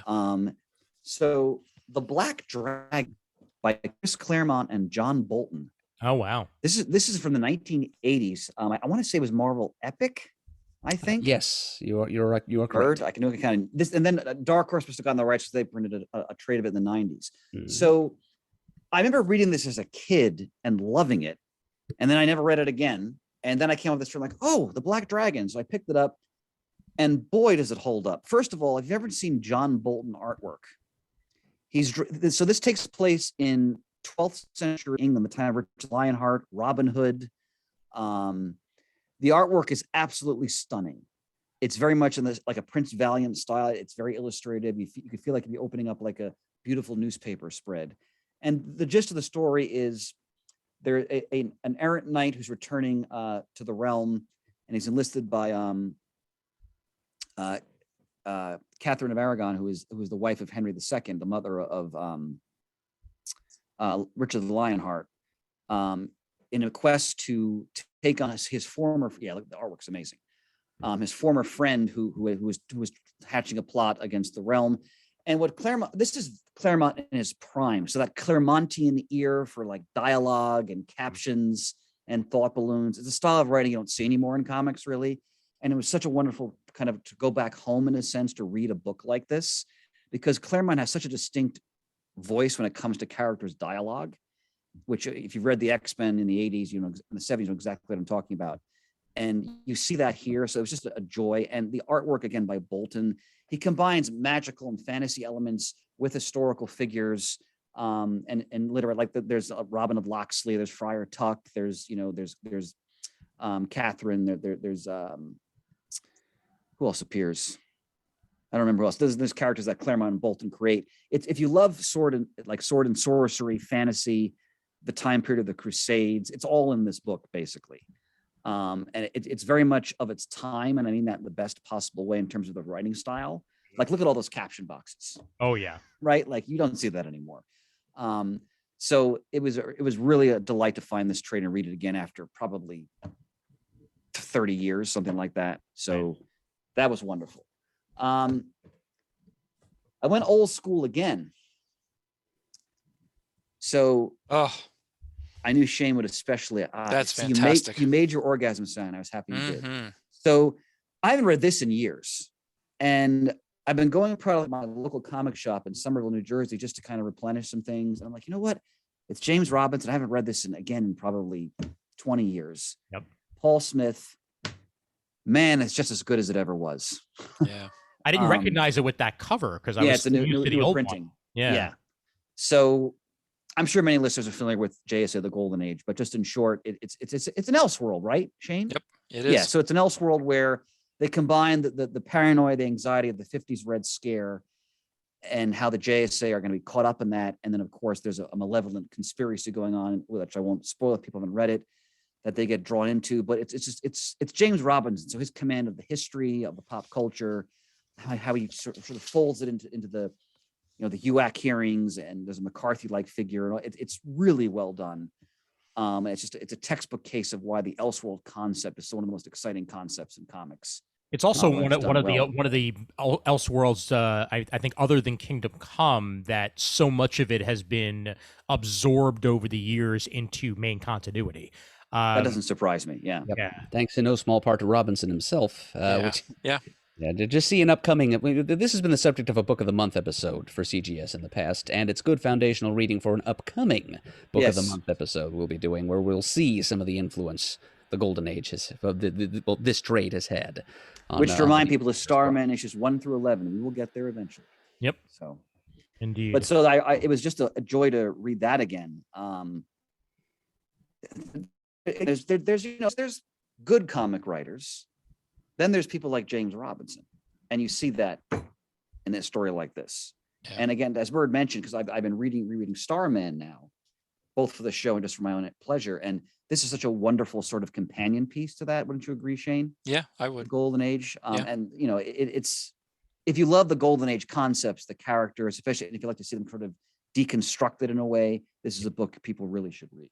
All the way back on July 31st, 2007. This was a Book of the Month. Wow! Age. So before the days where Book of the Months were even numbered, this was a Book of the Month episode of Comic Geek Speak. So check the archives for that one, ladies and gentlemen. Clutch, Yep. as always. They actually happened monthly in those days. And now they're just books of a month. Yeah. Whenever we can. Yeah, exactly. Whichever month. Exactly. So, Two Moons. So this is a newer book from Image. I talked about. I read the first couple issues of this when it came out. I decided to wait for the trade, and I was well rewarded in waiting for it. So it's John Arcudi, magnificent artwork by Valerio. I'm probably going to butcher this. Gian Giordano. Colors Bill Crabtree, letters Michael Heisler. So the concept is it's an American Indian who was raised by a white family in the Civil War era. So he's a soldier in the Union Army, and it's how his past as American Indian, which he kind of really hasn't really embraced, is going to sort of find him as while he's on duty in the Civil War, and there are supernatural elements. There's elements involving his struggling with his place in between these two worlds and his identity. The artwork is absolutely stunning. The attention to historical detail, like in terms of the uniforms, the combat they show. I would really enjoy this. If you like horror combined with like history, this is a book I would recommend. I'm looking forward to getting the second trade. So that's Two Moons. Then there's this. Now, all that matters is the creative team. So this was a digital comic that I didn't know about until I saw it in previews. Now, we've talked to the show in years past about Private Eye, which is the other Brubaker Martin digital comic sensation they did some years. Anybody ever here read Private Eye? I read some of it. I never read the whole thing. Okay, I think Murd and I probably talked about it way back when on the show. And most listeners know how much I revere Brubaker's work, and I was really excited. This is like they kind of describe it as like a post young adult novel, and I'm in the midst of reading, haven't finished it, but it's wonderful. So it's about a young woman who her name is Friday Fitzhugh, and growing up, she solved mysteries in her town with her childhood friend Lancelot Jones. That's a great name, and the story takes place, she's gone off to college and something happened between her and Lancelot Jones. You're not sure what it is initially that may have sort of changed the dynamic of their friendship. And she returns and he's still trying to solve mysteries. And the book is also just the fact that when you leave home for the first time like that, and then when you come back, things often aren't really quite the same because you've changed and the dynamic of your life has changed. So it's great Brubaker and Martin. So there's a mystery, but they're also exploring that dynamic and that tension. So it won the Eisner for Best Digital Comic. If one of reading so far, I can certainly see why. Again, it's one of the best writers in comics, period. So with one of the greatest artists in comics. So get it. I'm still reading it, but it's that good. And Shane, this next once again, that was Friday book one, the first day of Christmas. Yep. Yeah. Shane, this one's for you. Oh, Star Trek: The Mirror War. So I have that on my reading pile. I've read issues 0, 1, and 2. Again, it's the Tipton brothers. So once they're involved in a Star Trek comic, you know it's going to be good.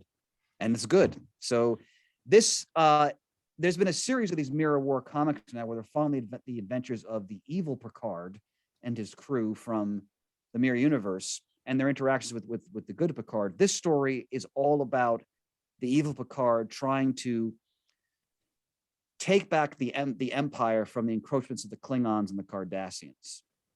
That's really all you need to know. It's the Tiptons doing mirror characters. It's fantastic. So Shane, if you haven't read that yet, as a Star Trek lover, I know you're going to enjoy that. Awesome.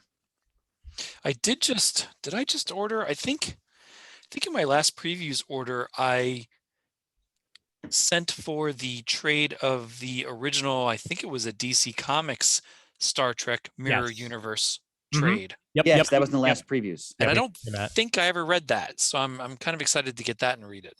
Nice. And the last, let's see.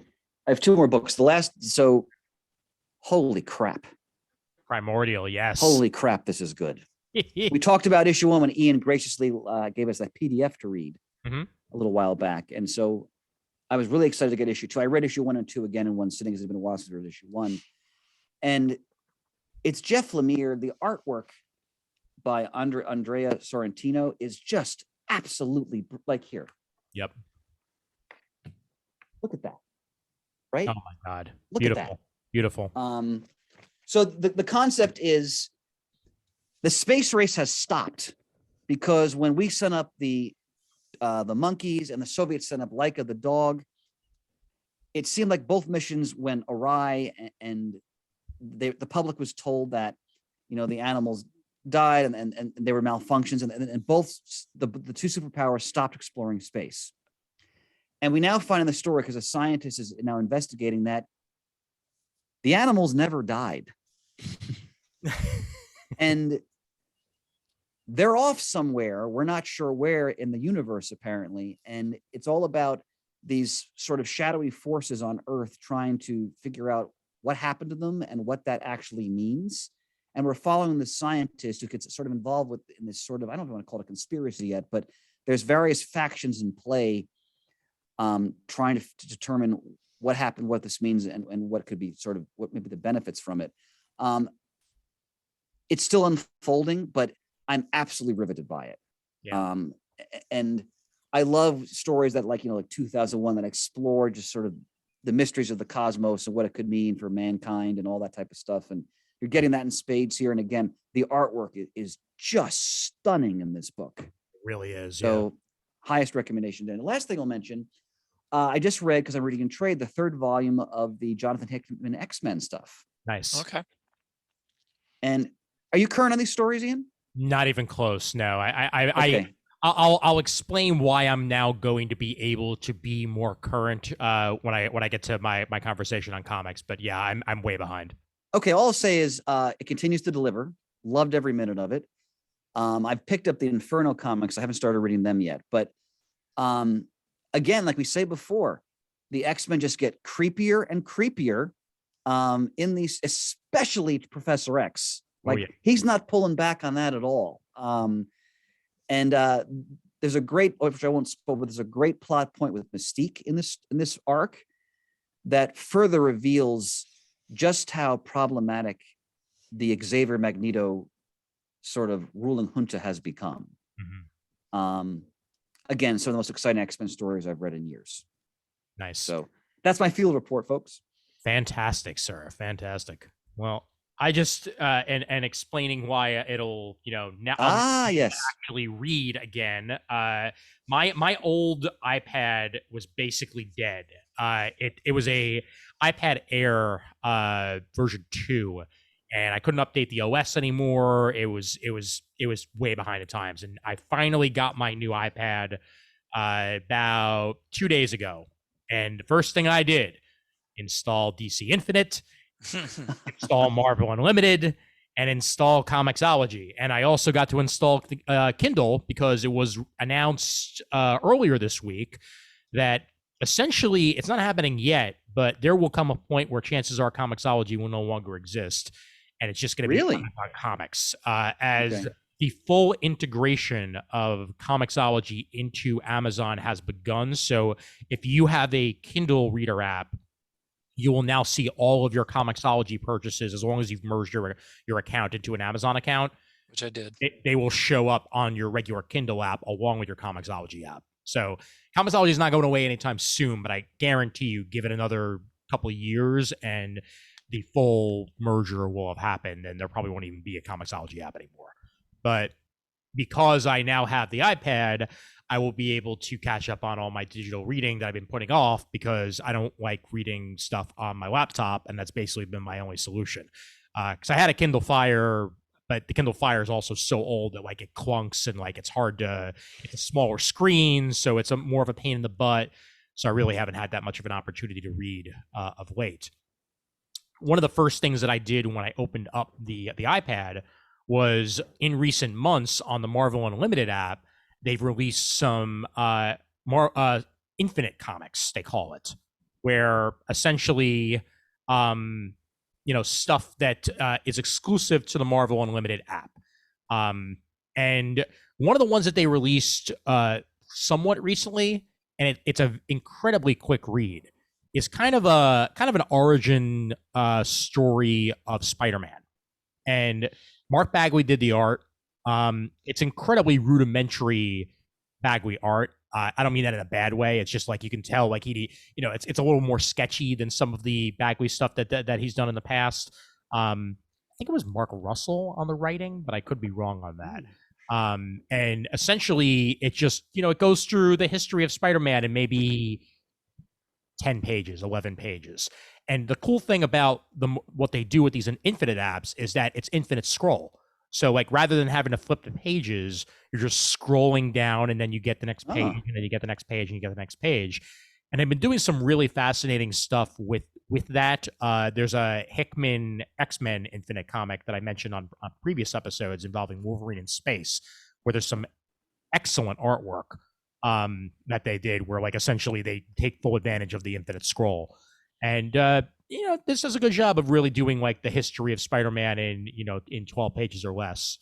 There's also an incredibly cute pizza dog comic that got released recently in Infinite that I went and took a look at. And again, I really haven't had that much of a chance to read much else on it so far.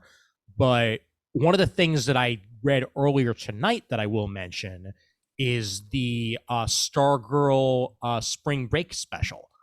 Which recently came out on DC Infinite. Shane, was it you, Shane, that talked about it before? I have it, but I did not read it yet. Okay. Murd, have you flipped through this by any chance?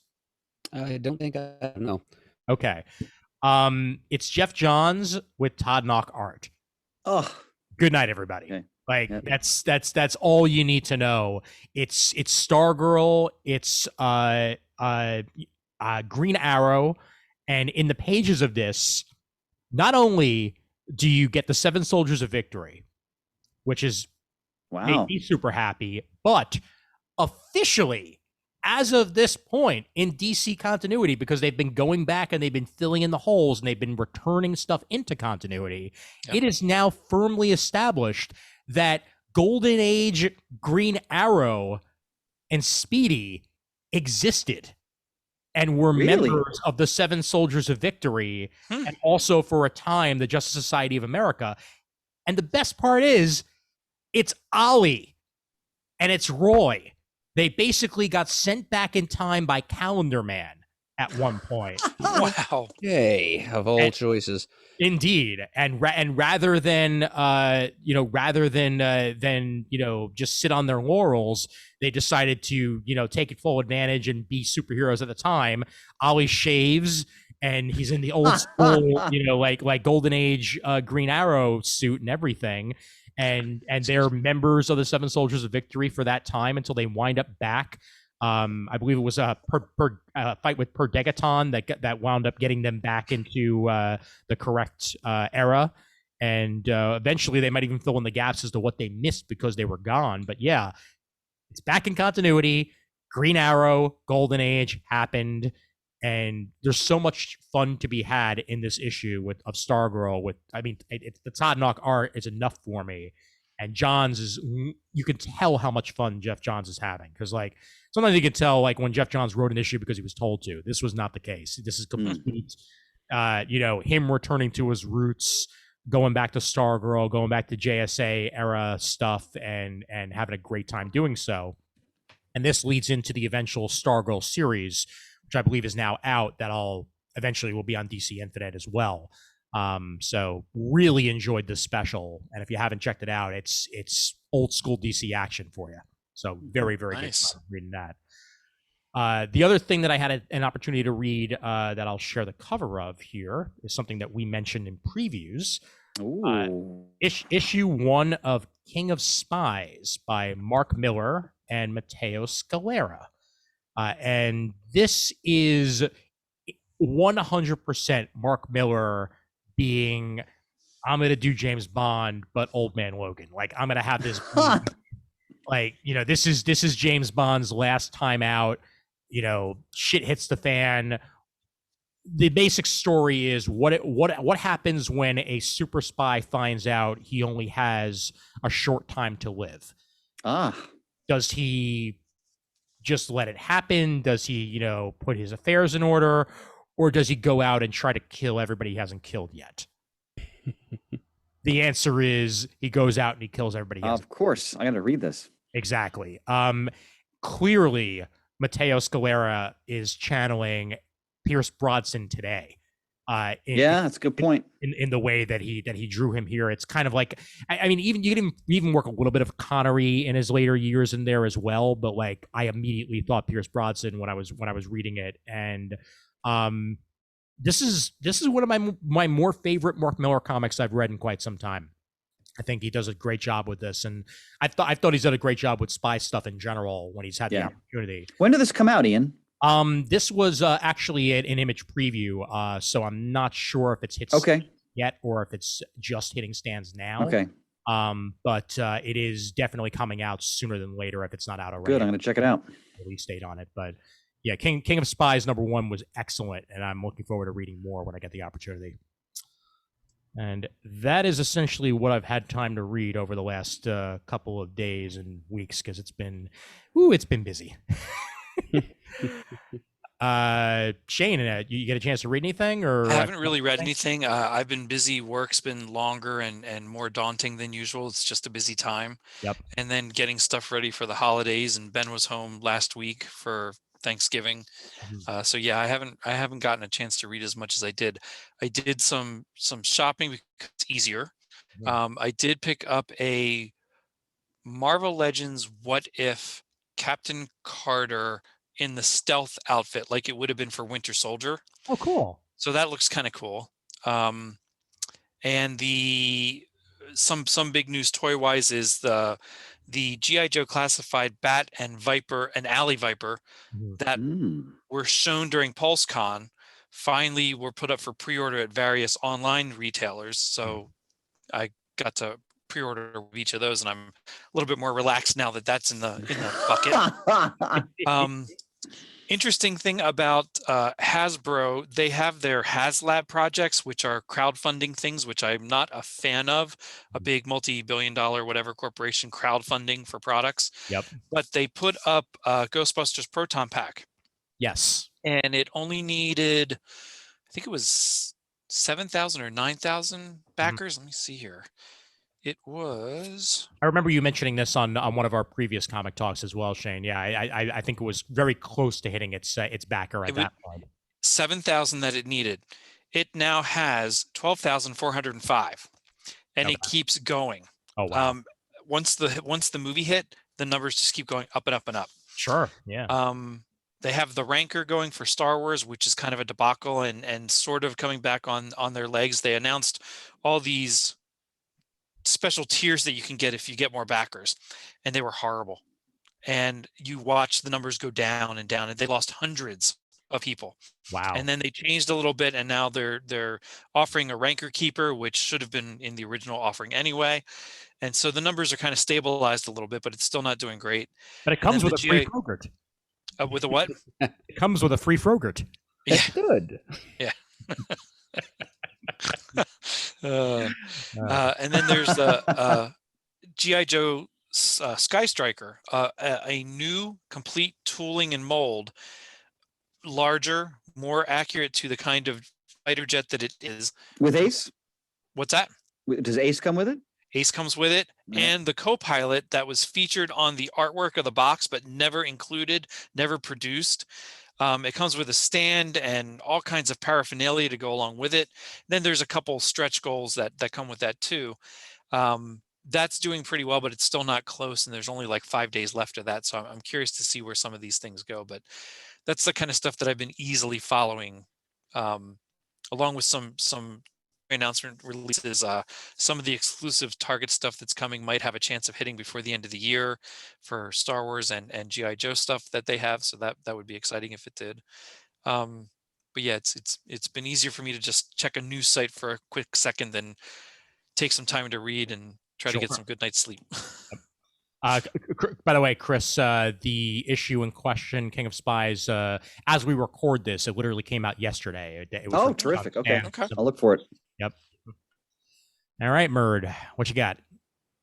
Very little, Ian. Similar to Shane, work has been pretty long and daunting for me as well. And to be perfectly honest, I've read exactly one comic book in the last month.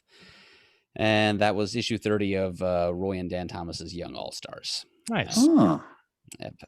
Additional nightstand reading doesn't really count as reading single issues, but I'm on the third and final volume of Jiro Kuwata's Batmanga. Nice. So that's a nice late just before kind of read. And in its waning days, that Japanese-produced Adam West-inspired Batman series was getting a little closer to some of the American material and introducing some recognizable villains from the American comics, like a Japanese version of Catman, Oh wow. and also a kind of a Silver Age deep cut. The Planet Master found his way in there. Oh, wow. So no more Lord Deathman. Nope. No, he showed up in volume 1, and that was pretty much it. Until Grant Morrison got a hold, of course, and introduced him in Batman Incorporated. But yeah, there were some interesting original villains thrown in there. My personal favorite is the Human Ball. He's a bouncy guy. It Fantastic. certainly sounds that way. Yeah. Ian, I forgot to mention one more book because I wanted to take a note. Please, I finished the Tom King Strange Adventures issue 12. I have to finish that. Okay. With, again, of course, art by Mitch Gerads. Tremendous. And as I've said before, I've caught more and more now when Tom King is doing these mini series, I'm going to get all the trades to read them again in like a sitting or two, because there's so much going on in these stories. There's so much nuance to them. They're so high concept, and I mean that in the best possible way. They just, and I mean this is the best possible way. You got to work when you read these stories because there's a lot to think about. And I mean, here he's taking on concepts of, when someone is portrayed to us as a hero, especially a war hero, so to speak, what are other perspectives on what that so-called hero did and the consequences of that. And it's all about sort of tearing down the facade away from sort of false gods, false idols. This is a tremendous, I guess you call it a maxi series, to go back to the 80s. But Tom King, once again, one of the most exciting writers in books today. I mean, I'm finishing up his Rorschach series, also tremendous. The Human Target, we just talked about how wonderful the first issue of that is. Oh, I have that on my pile. I'm looking forward to. I'm going to have like a mini library of all of his stories in trade, basically, because they demand to be reread multiple times and for the best possible reasons. And I've in all of these things, I've loved the artwork, but that artwork in Human Target really looks like something. Oh yeah. Oh, Human Target. Well, plus Shane, as I mentioned, Wahaha JLA. So you got to read that. I'm all kinds of stoked for that. Yeah. Clearly a book made for you, sir. Yeah. Do Shane and I want to comment just briefly on Hawkeye a little bit? Yeah, sure. And after you do, I'm going to comment on Venom 2 real quick because I did actually get a chance to watch it. So Shane and I have watched. You watched the first 2 episodes, right, Shane? Yep. When they premiered last week. Okay, so we won't spoil too much because our colleagues and friends here haven't watched it yet. But you all right there, brother? Yeah, I hit something that hurts. My wrist is giving me problems from too much typing, I think. Age, my friend. I understand. Yeah. So Shane, what's your general impression? I enjoyed it. It's really good to see Jeremy Renner back as Hawkeye, and it was just the 2 episodes were a lot of fun and really, really, really pulled from what's his name's comic, Fraction's comics. I was watching it with Ben and giving him little, hey, look and see if this happens. Hey, look and see if this happens. And boy, they pulled in a lot of stuff from that book. So yeah, I was pleased. A lot of fun. All I'll say is, I'll talk about it in more detail once everybody's watched it, is I always love the fact they cast Jerry Renner as Hawk. He's a great actor. I mean, he was underused in the original Avengers film, but then they developed more of his character as we went along, but in the various films. But what I really like about this show so far, and I think this is appropriate for the character, it's low key. Yeah. And I don't mean that in a boring way. I just mean it's very much grounded in the world of Clint Barton when he's not with the Avengers. Street level. It's very street level. The casting of Kate Bishop is pitch perfect. Yeah. Oh, she was fantastic. I'm looking forward to it. I know we had some people talking in line about the controversy involving Aja's artwork. Yeah. Which they have. I agree 100%. I mean, I'm honestly I'm not going to boycott the show, but it's a casualty of contracts, and I think that's what the problem is, and that's something that needs to be resolved between the companies and the creators more than anything. And now that we're in like 2021, and the fact that we're still having these conversations about contractual issues is absurd. Yeah. It's totally his artwork. It's completely pulled from his style from that series. Yeah. And totally. again, I don't understand, because there have been times where Marvel and Disney have done this. It seems like it's haphazard. Just give the guy credit. Like I just don't give him credit. Even if it's inspired by. Yeah, it's not like it's 1968 and Joe Simon suing Goodman for Captain America. Like these companies have like legions of lawyers. It's not like Aja owns Hawkeye or is ever going to get his hands on the Hawkeye property. Right. Give the guy credit. And apparently, from what I've heard, the only reason why Matt Fraction is even really getting credit for this is that one of the showrunners was a big fan of his and got in touch, and that's why it happened. Not Marvel getting in touch with Matt Fraction. It was basically the other way around, which is interesting to me. That I feel like ever since the fallout with Bendis and the quote unquote brain trust. Because you remember, for quite some time there was a brain trust of Marvel creators that were involved with the movies, and since they've no longer been involved, I feel like they've been doing their best to just not have creators be involved. Period. But they're not asking to be involved; they're just asking for credit, and they're asking for compensation. And certainly, again, the compensation is the problem with the contracts. But at least just say created by both of them.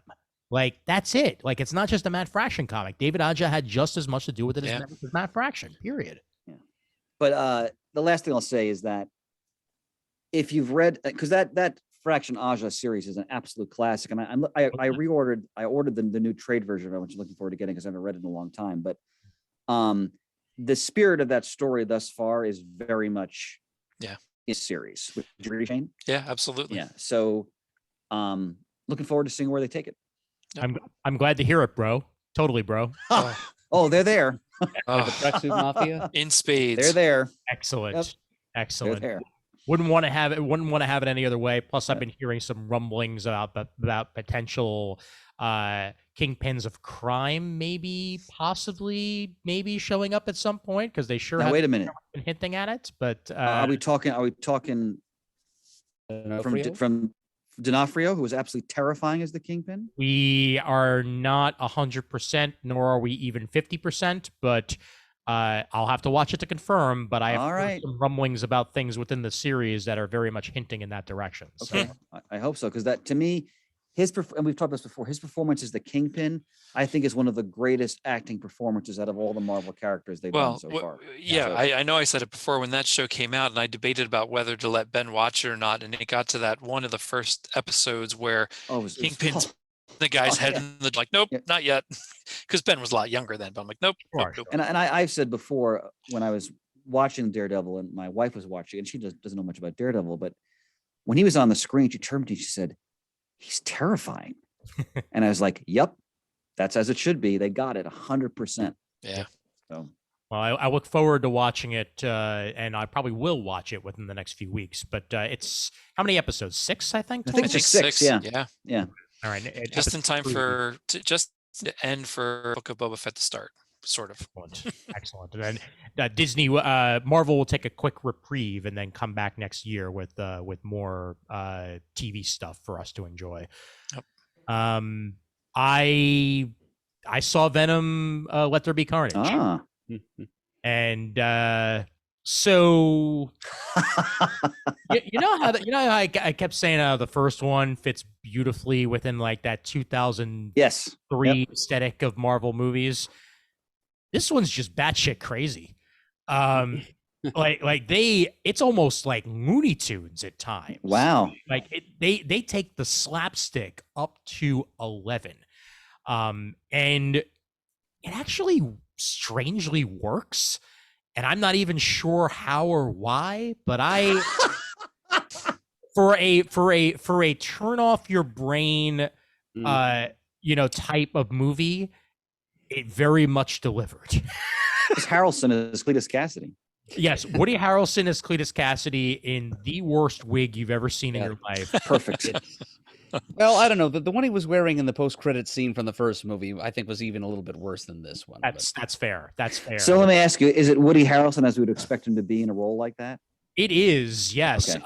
And he is wearing a leisure suit for a decent part of the movie Mm-hmm. that is so out of place. It is delightful.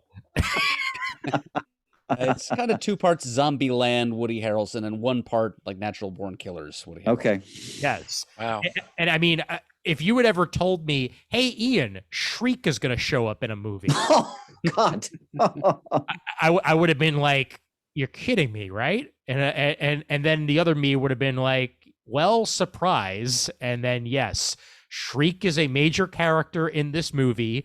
She is the love interest to Cletus Cassidy. That's Oh jeez. and it's, I wouldn't quite say this movie is good because it's not, but it is fun.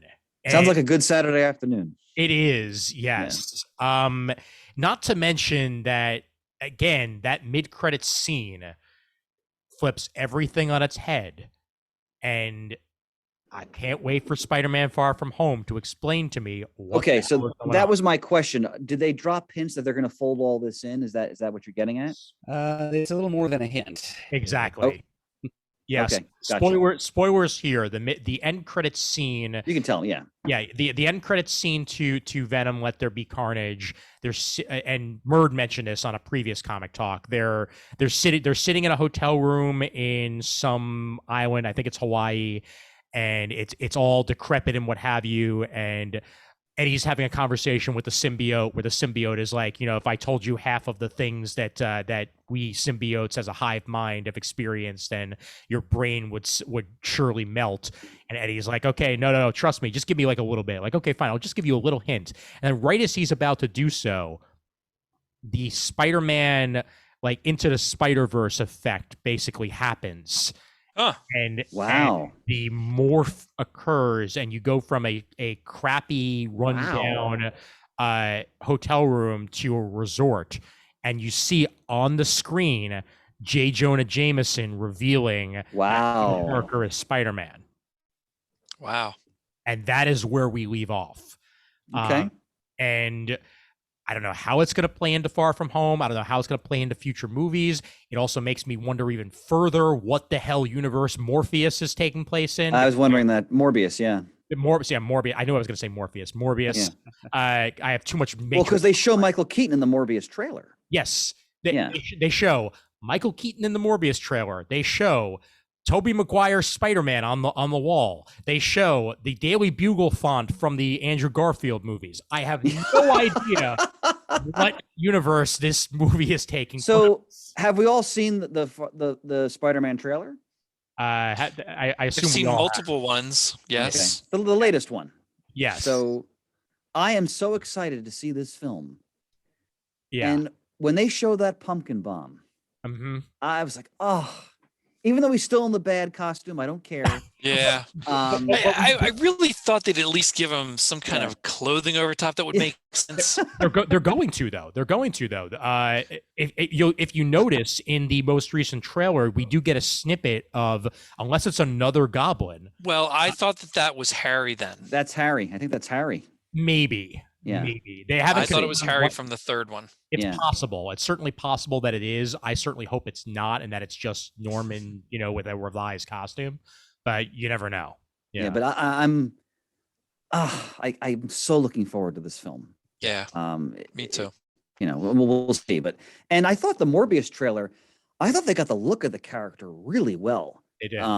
Yeah. Especially when he becomes more vampiric. I mean, and Jared Leto is just, his face is perfect for the character, and I'm interested to see how the movie's going to do. Yeah. I just think that one of the reasons it got delayed as much as it is that it somehow ties into Far From Home, and they didn't want to release it too soon because it's been released delayed release like 3 times now. But I have my ticket for Far From Home for the Friday of release, and I'm looking forward to seeing it. And if that one mistake they made in the Brazilian trailer is any indication. There's more than one Spider-Man showing up in this, and they just didn't want to tell us because. Yep. Oh, I'm assuming that. Yeah.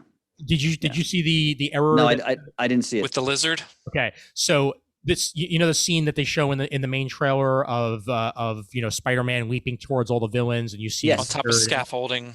Yep. Yeah. I think you see the Scorpion in there. Was that the lizard or? It's the lizard. It's the lizard. Okay. Yeah. The recent fans lizard. Yes. Yeah. Lizard, Sandman, Electro, Sandman, right? Like the whole bunch.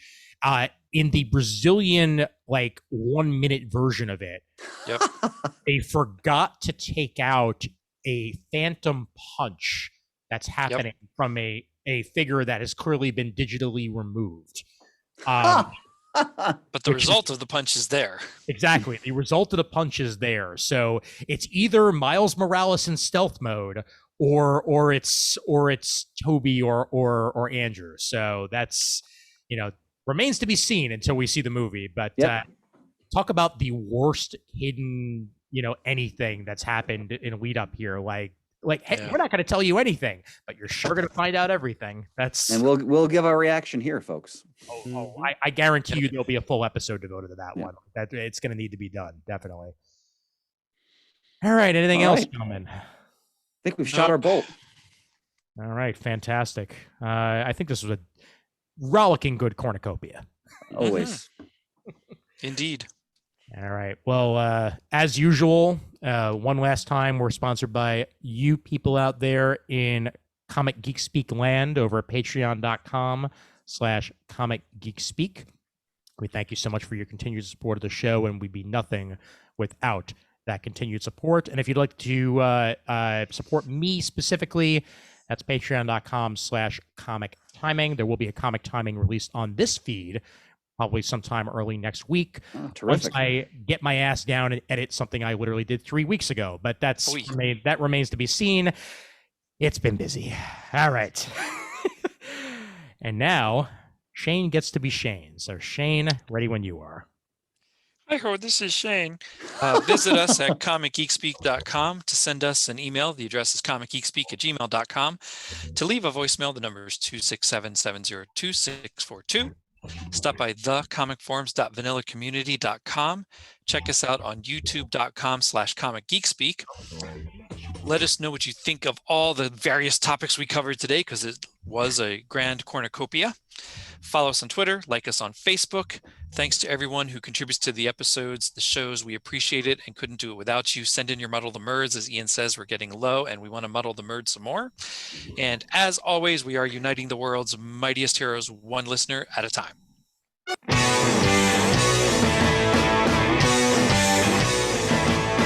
got it on Wednesday, and you was psyched about it, going to the volume up. These guys will talk about it, everything that geeks love. From cakes to laser beams, opinions like the seasons, on everything you read. And comics, movies, games, toys, artists, come! Comic Geek Speak, comic Geek Speak, comic Geek Speak, comic Geek Speak, comic Geek. Uniting the world's mightiest heroes, this is...